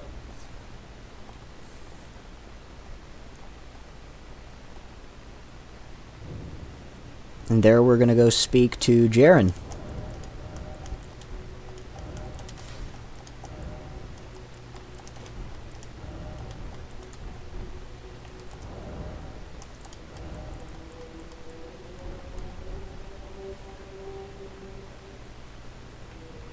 At last, the war festival has ended. Brave champion, you have our gratitude. The celebration was spectacular. General Radahn is surely pleased. Festering with rot and crippled by madness, all he wanted was an honorable death. Finally, my work is done. I'm no longer bound to this fortress. I have a task in mind. Old business, you could say. You wouldn't understand. May we meet again, if the fates deign it. Brave champion. It's time I went on my way.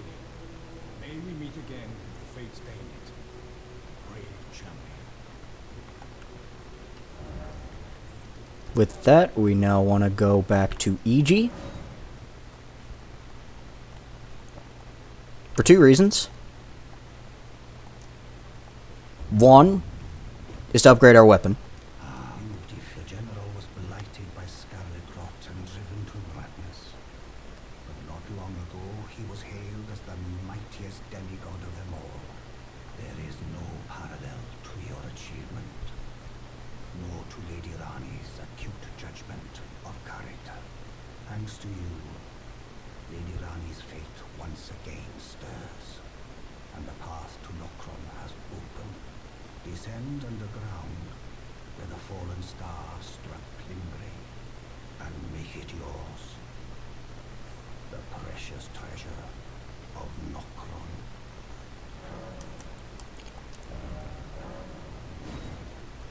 I recommend getting the Bloodhound's Fang to +6 instead of anything else. Yeah. Now the festival is over, and General Radahn is defeated. Jaren's duties are finally fulfilled. Though we served different masters, I could see he was truly adept in his role. Now the time has come to remind him of an old promise made. With the stars of fate set into motion, a certain sorceress is dispossessed of her immortality. Finally, we can be rid of a long-standing Carian need. Or, Blythe wanted me to tell you not to bother waiting for him, and head straight to Nokron. Blythe has been given an important task, apparently a matter of great urgency. You need not await Blythe.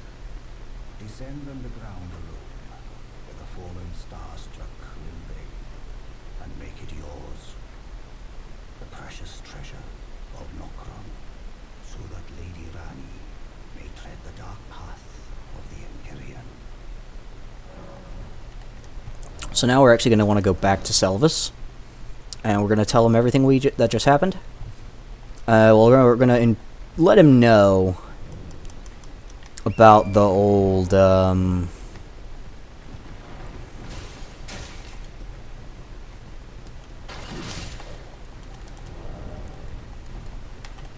gonna just let him know about, the Nephili Low thing, which we didn't do for him. Go down.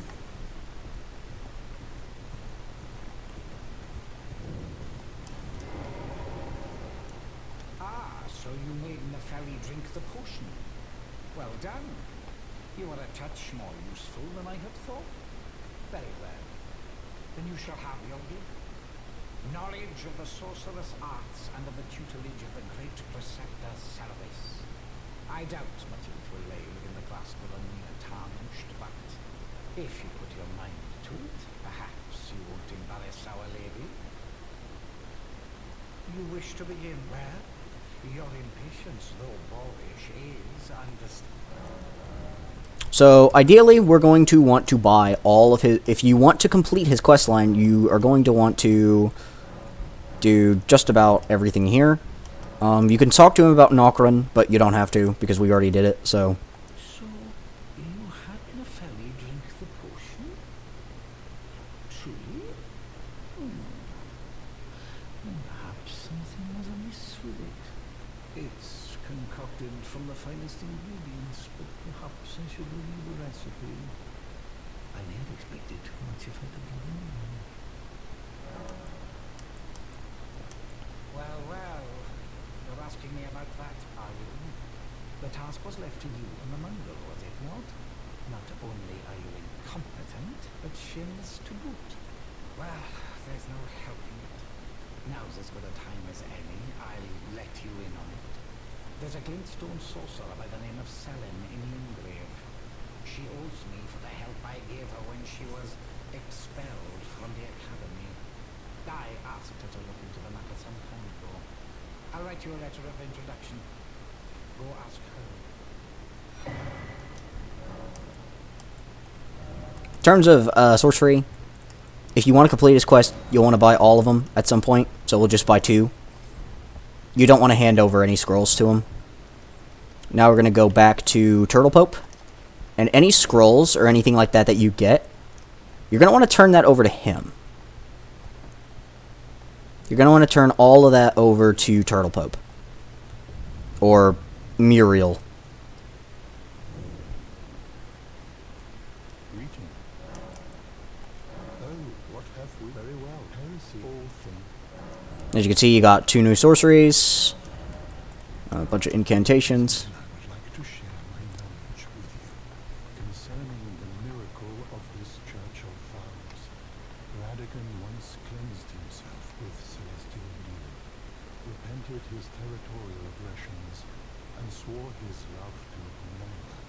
The order of the Erdtree and the fate of the moon were conjoined, and all the wounds of war forgiven. This miracle blesses the Church to this day, and so you need only follow Radagon's example to restore any bond, however strained or severed, to its rightful state of harmony. So this is very good because if you ever, attack an NPC accidentally, you can come up here, and you can have, you can come here as long as you have a Celestial Dew. You can do that, and it'll restore it. So, yeah, it's pretty good. Now we're gonna go speak to Selin, because why not? I mean, it's fine.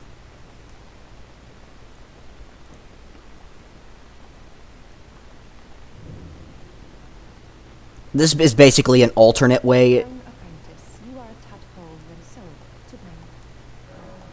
You don't have to. I recommend if you're gonna buy anything from her, just buy that. Well, Celibus is not a name I ever wanted to hear again. But fine. It will help you, my apprentice. I offer my knowledge. The stars alter the fate of the Carian royal family, and the fate of your mistress, Rani. But long ago, General Radahn challenged the swirling constellations, and in a crushing victory arrested their cycles. Now he is the force that repulses the stars. So, and you can then go tell Blythe that as well.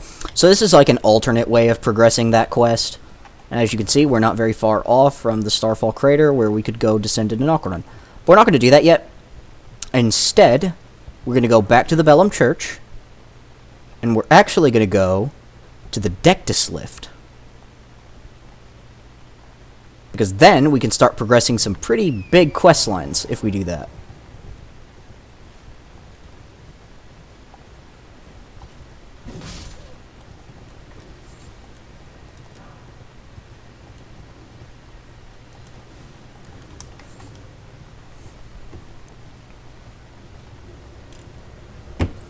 So yeah, just like keep going this way. You know, the path that we took to get to the Reeling Village, except we're now going to go over to that. Just a reminder, dodge those things. I kind of suck at it, but...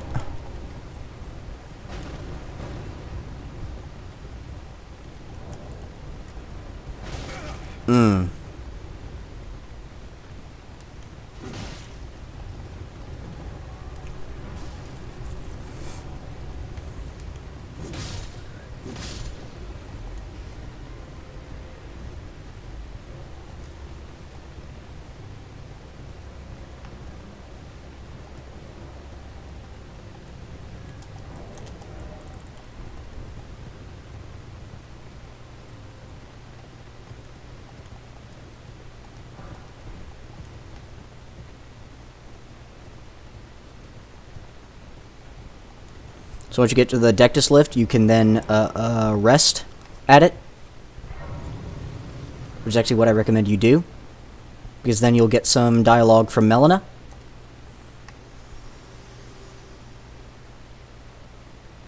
Spoken echoes of Queen Marika linger here as well. Shall I share them with you? In Marika's own words, the Erdtree governs all. The choice is thine. Become one with the Order, or divest thyself of it, to wallow at the fringes, a powerless upstart. Okay. Just want to kind of go over our upgrade materials. Got a decent chunk of everything. So now we're going to go this way. And we're going to go up the lift by hoisting the medallion. Could have done this sooner, but then we would have skipped over some quests, and I didn't really want to do that, so we're going to do this instead. We're doing it now.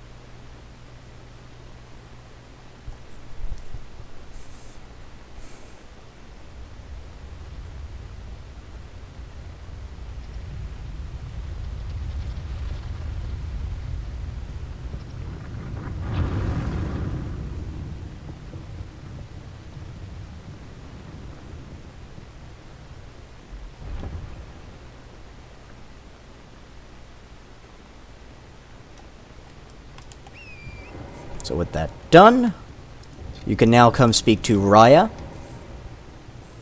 I've been waiting for you. I knew you had the stuff of champions. I hereby invite you to the Volcano Manor. Take my hand and have audience with my mistress. Give me your hand.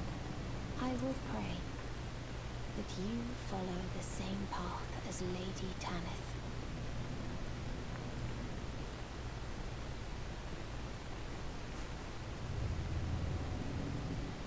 Give her your hand, and you'll be teleported to the manor, the home of the recusants.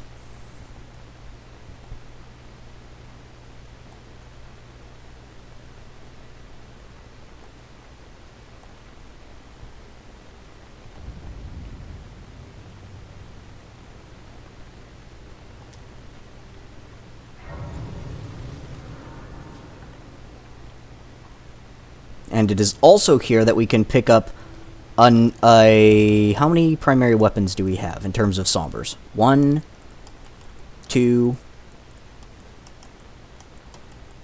3. We have 3 primary somber weapons. And this is where you can get your 4th.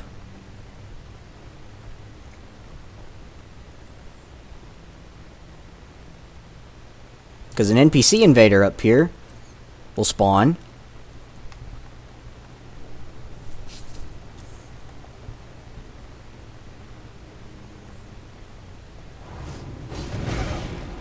As you can see, he's very tough. Just casually, half of our HP in a single attack.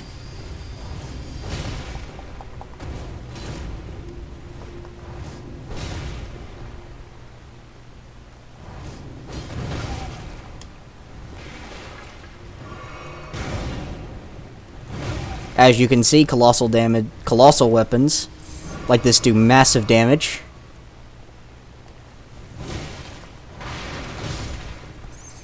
Defeat Inquisitor Giza, and you'll get Giza's Wheel, a colossal weapon. Nice stuff, and now we can go speak to this lady here. Brave Tarnished. Welcome to the Volcano Manor. I am Tanith, the proprietress of this house. Raya spoke well of you, a warrior of promise, I believe she said. Perhaps you are prepared to make a commitment. Will you join us here at the Volcano Manor and resist the tide? Why accept the burden of their grace, or be fooled by the dogmatic ramblings of the fingers? Rise with us against the Erd Tree. Interesting. Your decision is most welcome. Now you belong to the Volcano Manor family.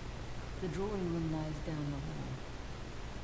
Make yourself comfortable, but be sure to earn your keep. Now that we've got that, we're going to want to go this way. Excuse me.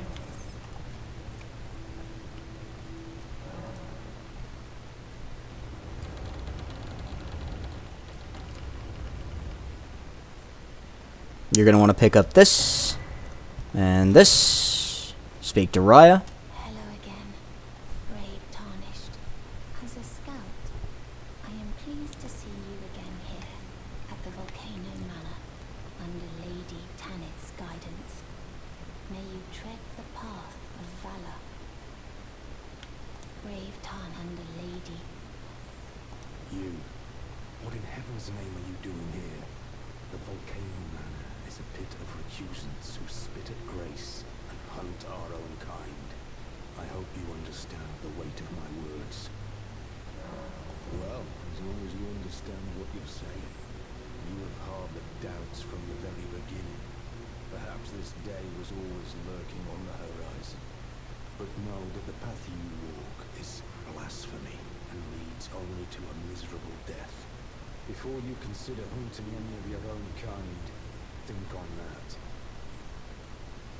This blasphemous... Before you consider... Now we'll speak to Dialos. Oh, It's you, is it? Well, nice to see you again. So you've been invited as well, I see. Then we're comrades in arms henceforth. You watch my back, and I'll watch yours. Yes? I can tell. You're wondering about Lanya. Well, you see, after much internal debate, I've come to realize revenge is not the answer. According to Lady Tanith, I've got the stuff of champions. And champions, ironic as it is, are oft forced to walk a tainted path. It hit me like a bolt from the blue, that my former thoughts were simple naivety. Of course my heart weeps for Lanya. That unfortunate incident was a cruel twist of fate indeed.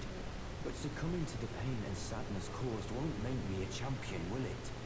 Lanya knows this, I'm certain. Fate has laid hard roads for us both, but such is true of any road trod by champions. I always resented these hands, their pale complexion, a far cry from any warriors, the shame of House Hoslow, but that won't be the case for long. They'll be darkened by grit once I've set out on the path of champions. The tale of House Hoslow is told in blood after all.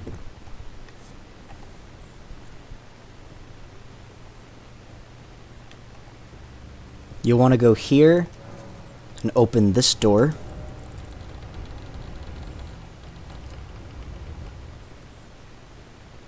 Grab this.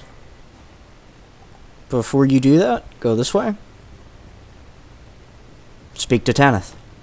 Did you read the letter left for you? That is the task the Volcano Manor desires you enact.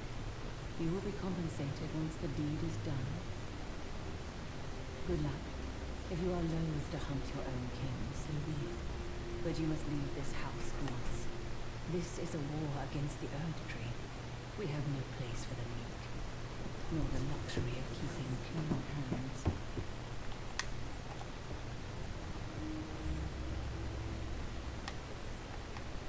With that, you can now go back this way. Go here, and you're going to want to go through this door. And you're going to want to run through here.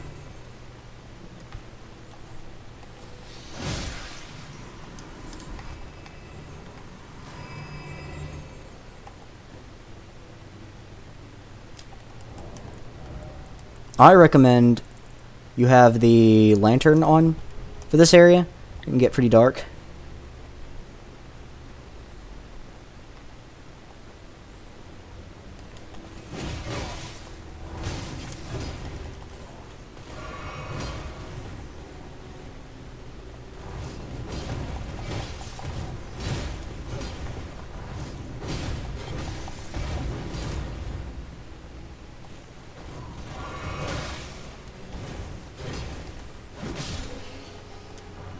Bloodhound claws, fire resistance liver, and then you want to go this way. Grab these.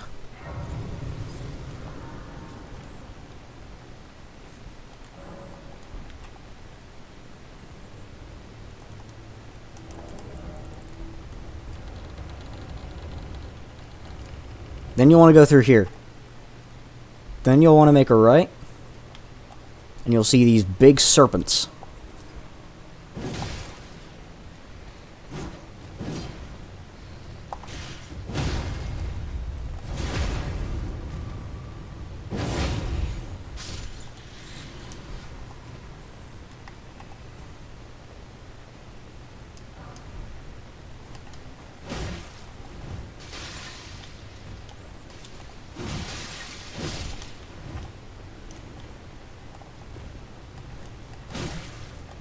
Once you've done that, go up this way.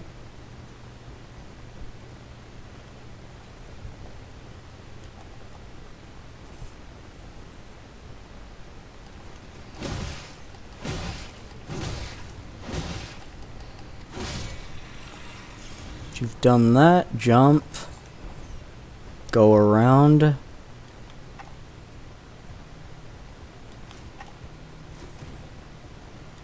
Gonna want to open this door. And if you like, you can go this way.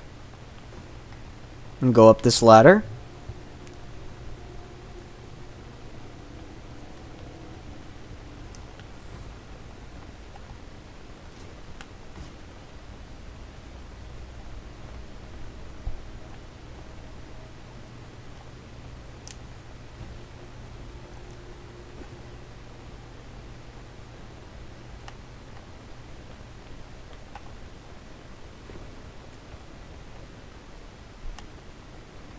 Or, so you can go up here as well.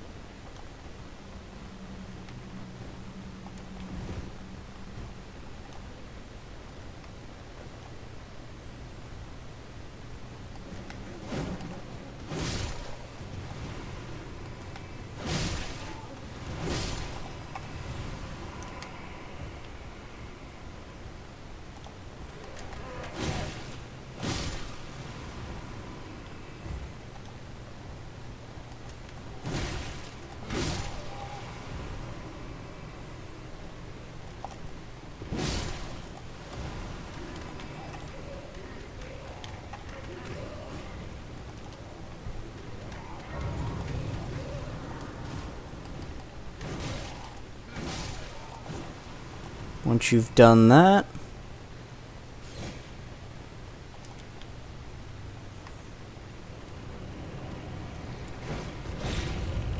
bust open the door, go down, and just run past everything.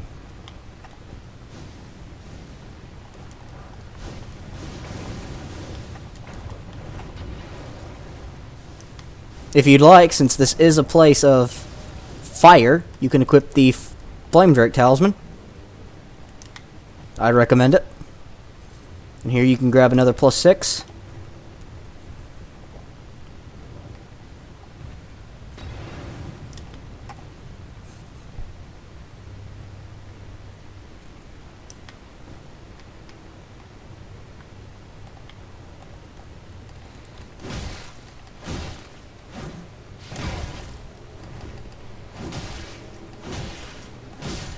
While you're here, you're going to want to do that.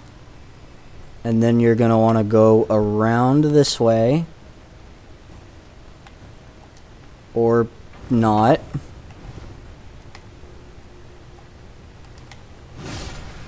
And go around this way instead.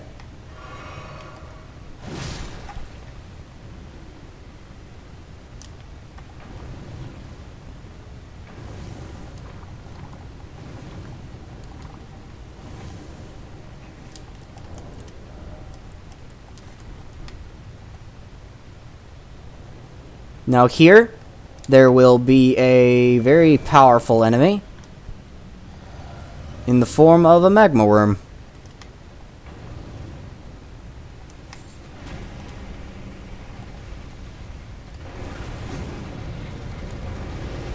Now you've probably never fought one of these before, but trust me, these guys are super tough. You're going to want to go for headshots, and these guys have big hit boxes. So you're gonna want to like dodge around quite a bit.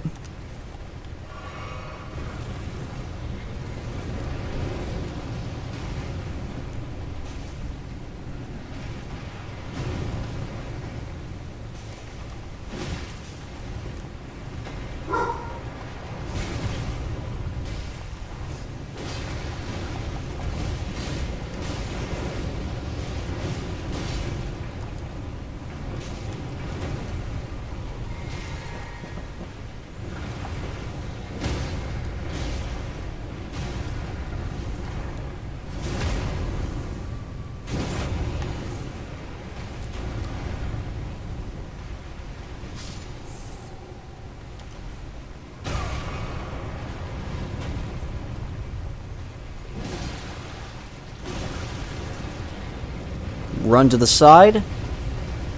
Let him wear himself out. Get hit anyway.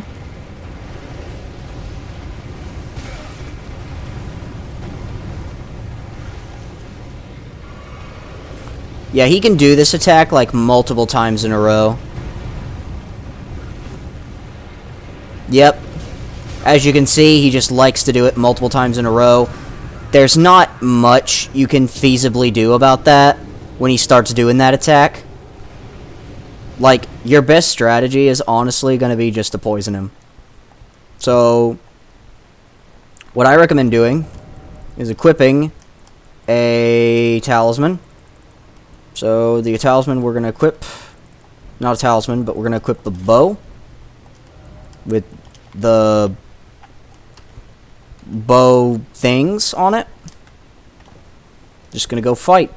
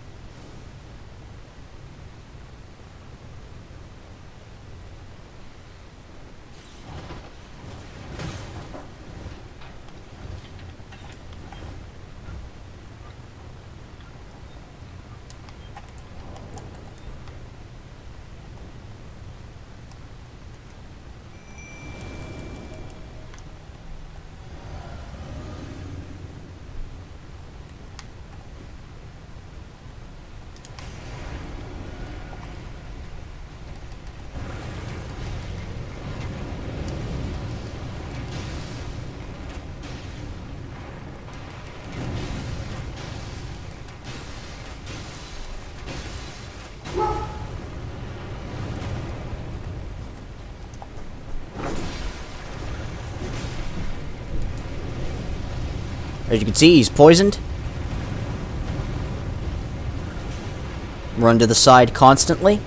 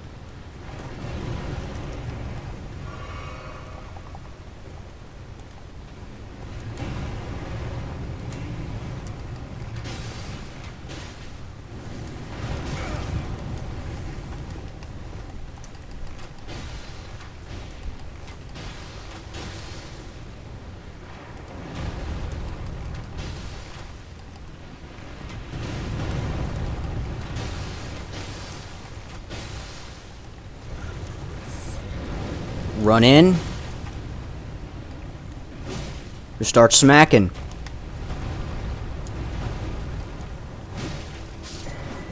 Got yourself a dragon heart, some runes. We're about to go get ourselves something else as well.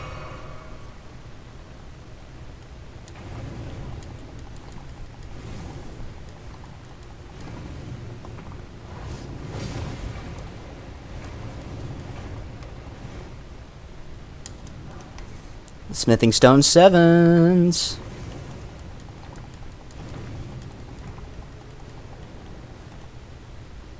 You need those.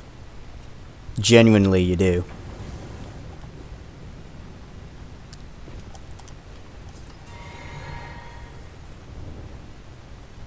Now we're going to run back up here unlock this.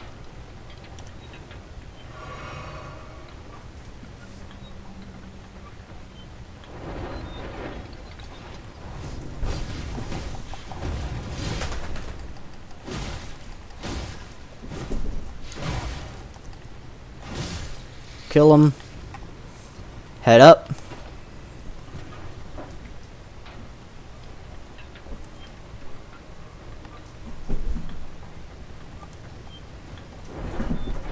Run to the right.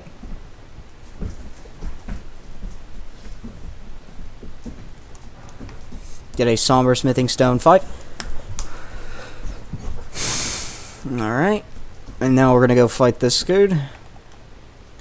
Ash of War.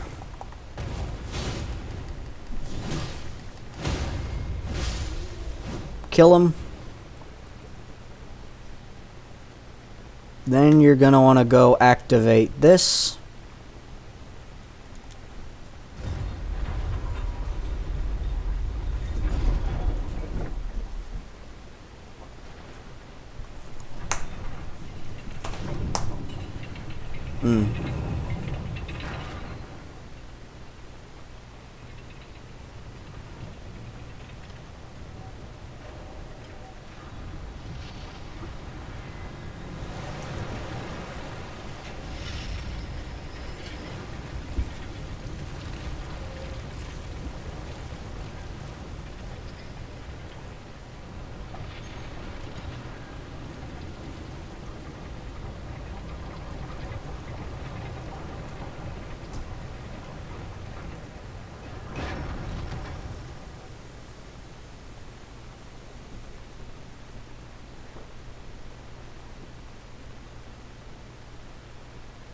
And then we're gonna just walk across it like it's nothing.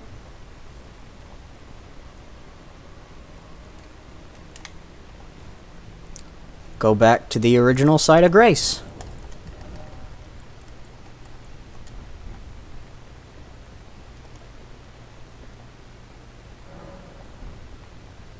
So now we're actually going to go do the Volcano Manor requests, because you get really good gear out of doing them.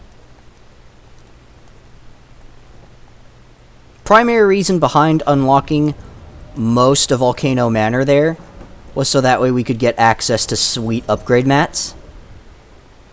And that church that we saw there, that little like area, yeah, guess what? That's a boss arena. I don't know if that was obvious, but probably was.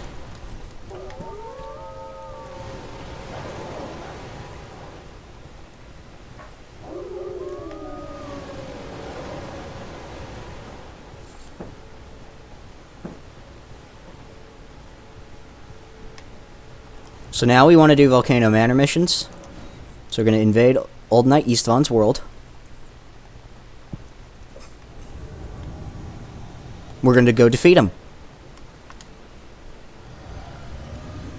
So this is an NPC. This isn't like an actual invader. This is an actual player.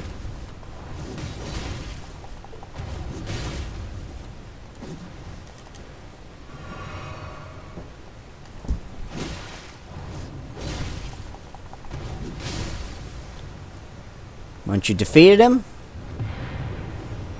you'll get a rune arc, finger for calling remedies.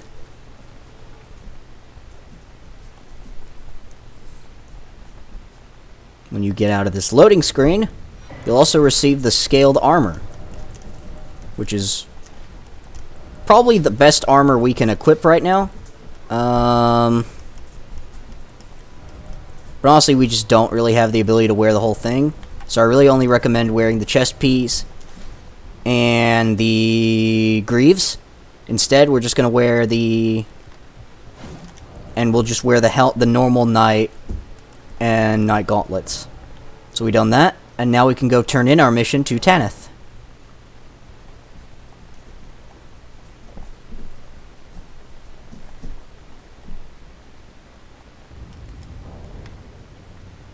You've completed your task.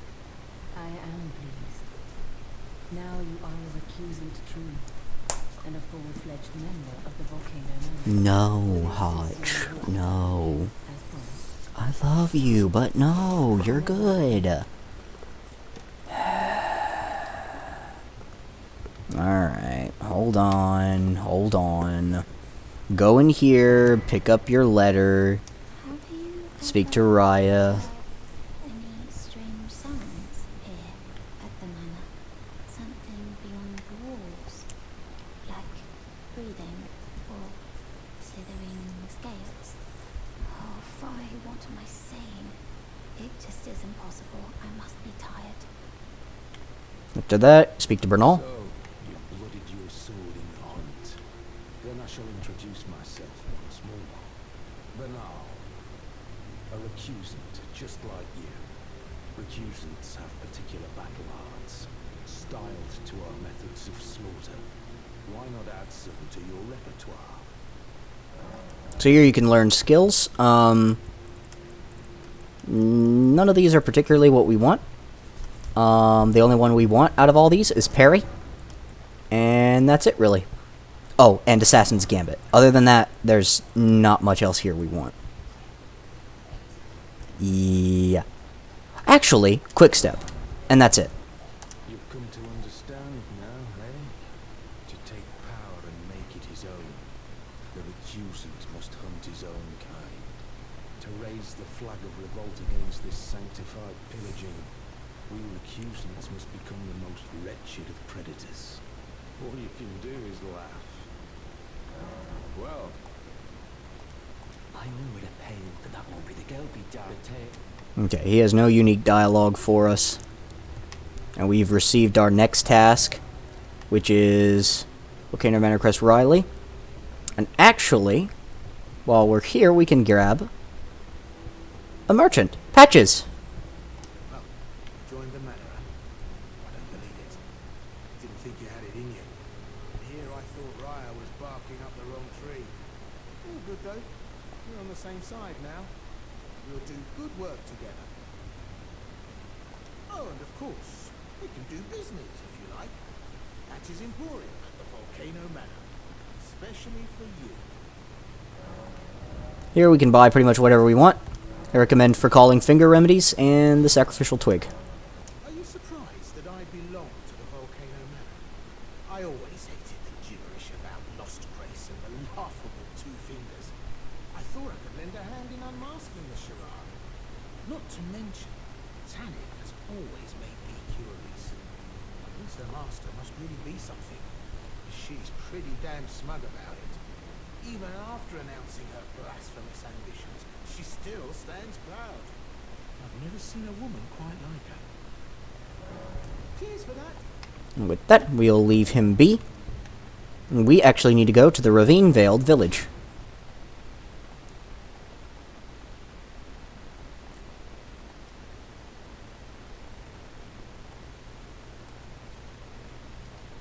Actually, before we ascend, we first need to descend.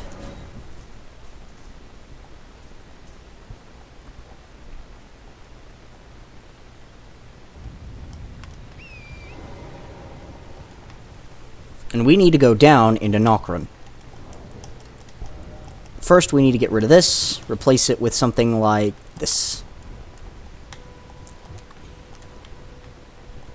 Don't worry about those floating rocks, they're not very important.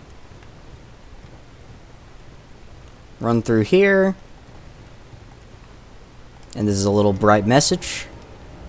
There's a trader taken care of. Onwards to Nokron, then go and I'll catch up. So Blythe. Well, we can't speak to Blythe anymore, so that's fine.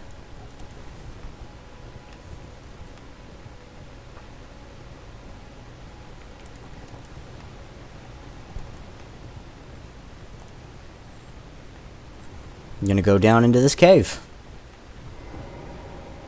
And we're descending into Nokron.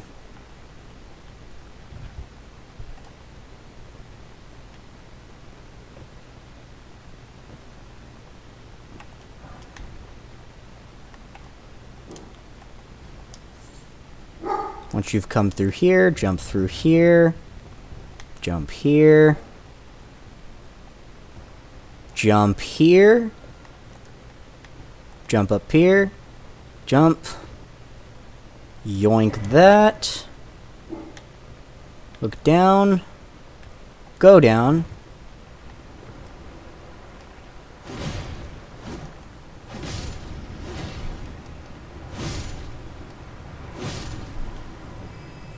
These guys are little, like, sludges. They do a bit of damage, but not a lot. They aren't really worth a concern.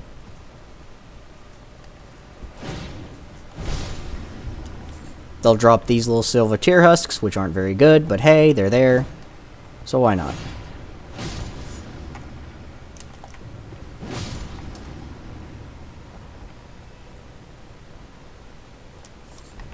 Cross through here.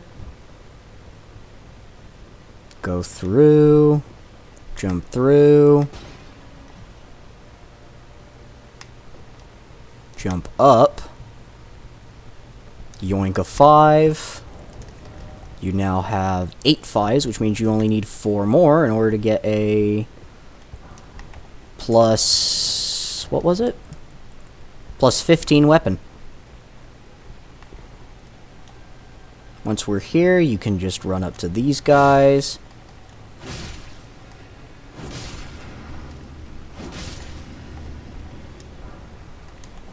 More Ghost Glovewort 3. Go back. Yoink the invigorating cured meat. Go around. Grab this.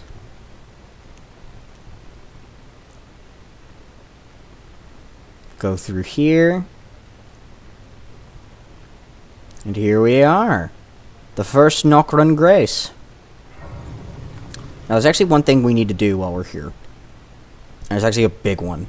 So we're going to go ahead and get it out of the way. We're going to grab pretty much all of the Ghost Glovewort here.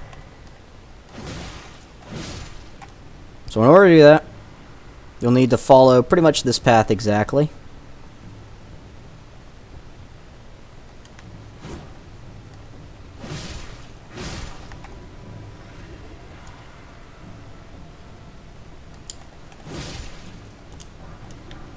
Ghost Glovewort 3 and 4, that means we can get any summon we need to +4. 1 summon, but oh well, I mean, I didn't make the rules there.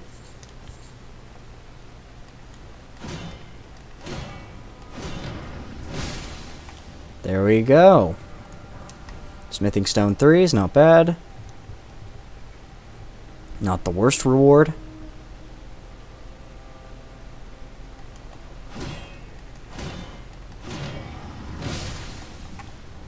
Nice job. Go in here.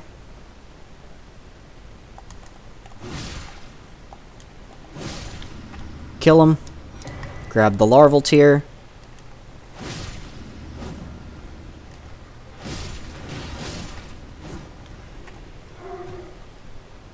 More Ghost Glovewort.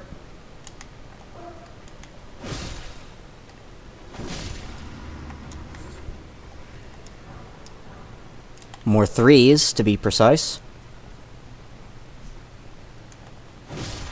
Kill him. Grab the Great Shield Soldier Ashes. Kill some more. More Smithing Stone 5s. Now we're pretty much good to go. We can now go fight this little area boss. Not him, obviously. For here, you're going to want to go down. Then you're going to want to make a bit of a detour to the right after yoinking this.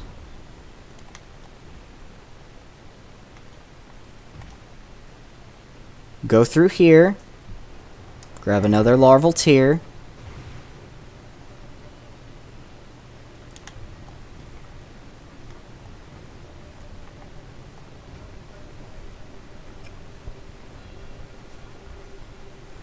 And now what we're about to do is we're going to fight an enemy that is very interesting to say the least. We don't really need a summon. Now there is an interesting... So this mimic, in case you don't know what this is a mimic. And what it'll do is it'll copy you entirely. It'll copy your stats and your entire build.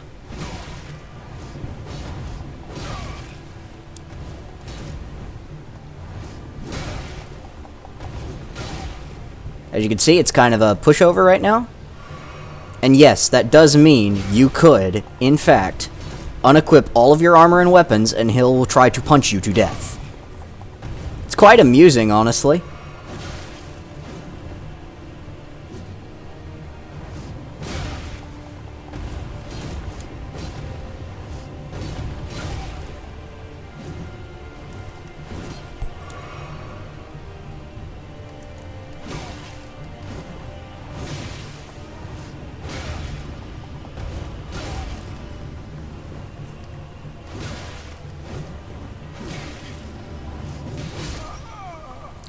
Now that you've defeated Mimic, you'll get 2 larval tears and the silver tear mask.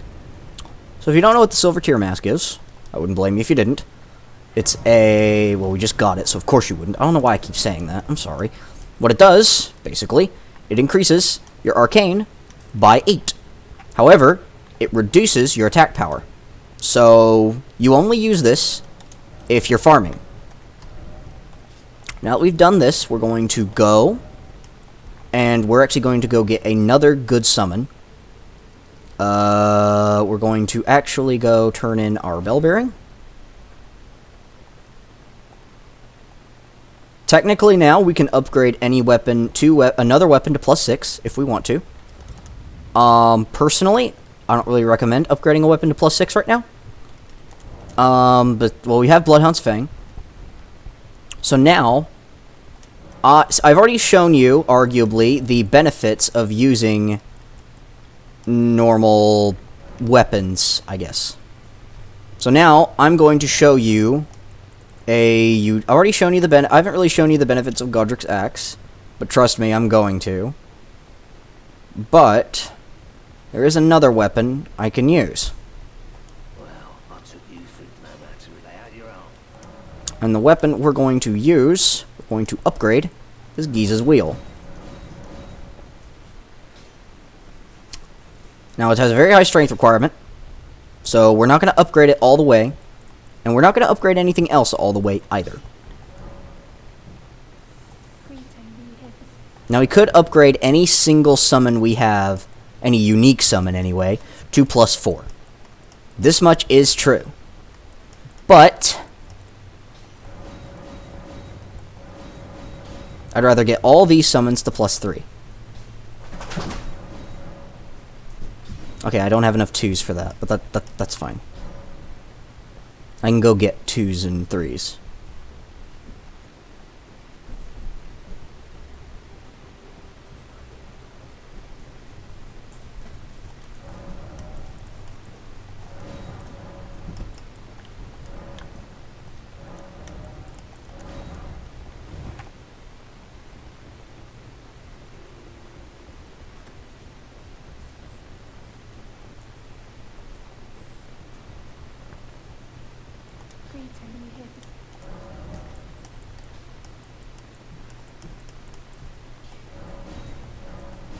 Now, all of our summons are +3. All of our big boy summons are +3 anyway.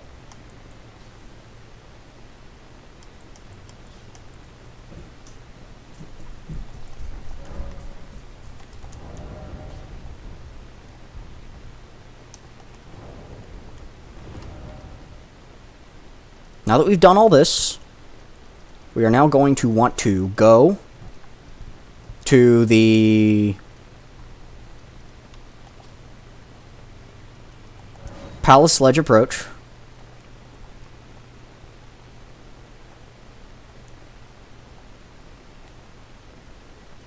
Swap out the serpent arrows for normal arrows, and swap this out for the short bow, and swap this out for the golden scarab.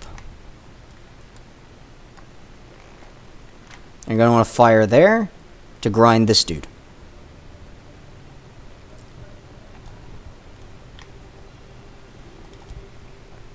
And you're going to want to get about 20k. About 30, probably 20, 30k to be safe. Honestly, that's about what you want.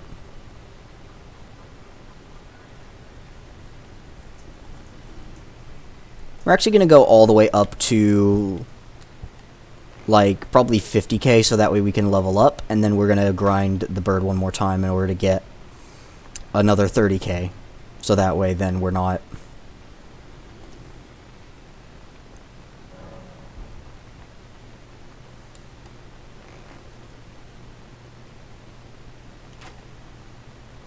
Yeah, we're going to do this. And this is to cover the cost of doing Selvis's quest. You don't have to do this. You can also do this to just over-level yourself if you have the patience. I don't. So, that's quite alright.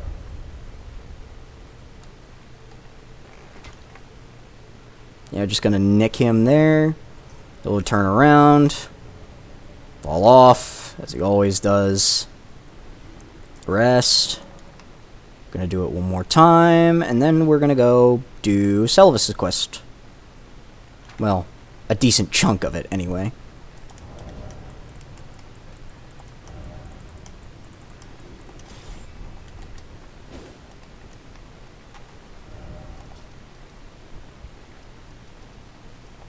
To Ronnie's Rise.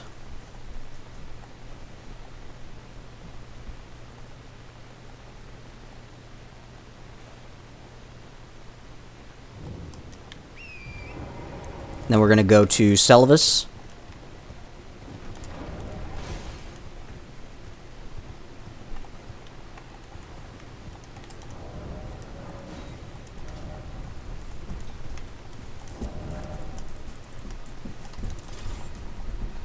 Calm down, y'all.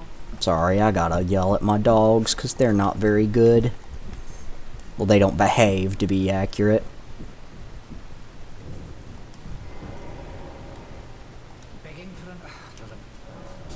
So, by that... Hey!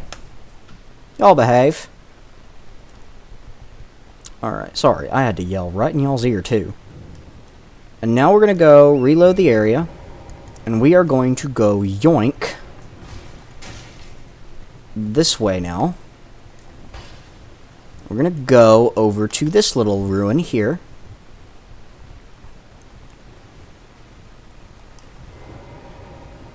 Roll into it, and we're going to go underneath.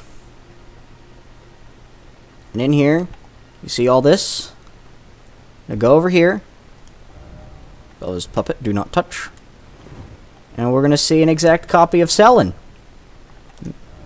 That's not creepy at all, is it? No. And now we're actually going to want to go to Selvis.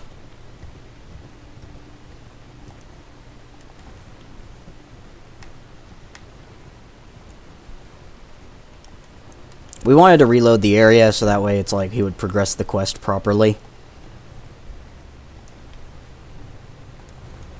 And now we're going to go back to Selvis.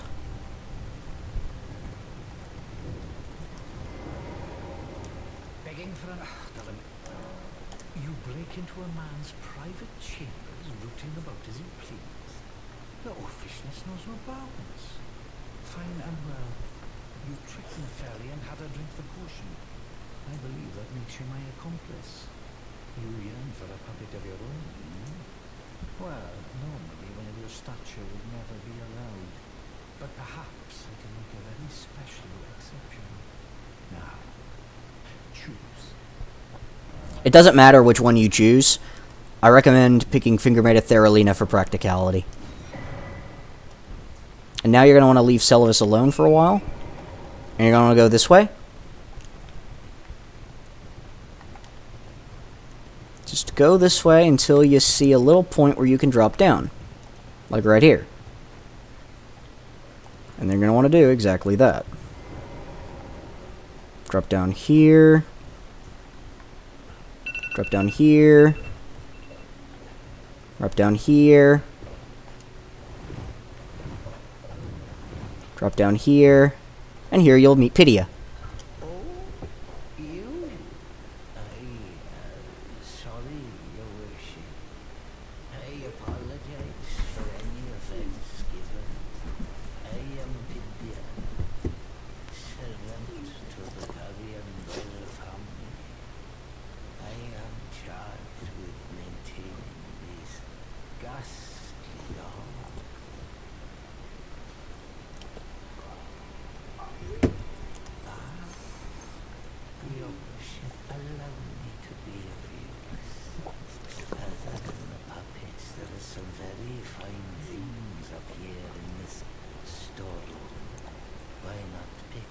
anything out before you go.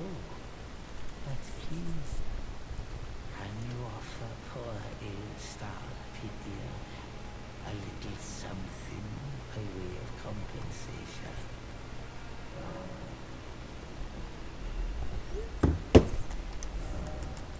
Buy the Ritual Pot, Celestial Dew, Larval Tear, Glintstone Craftsman, the Carrion Retaliation, and the Weathered Map. Now that you've bought all of this, you don't need to concern yourself with Pythia ever again. Instead, go to the Ravine Veiled Village.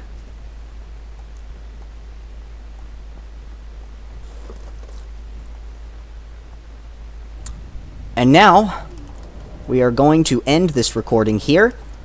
And tomorrow we're going to go up this ladder and go explore the Ravine Veiled, the ravine, and go up.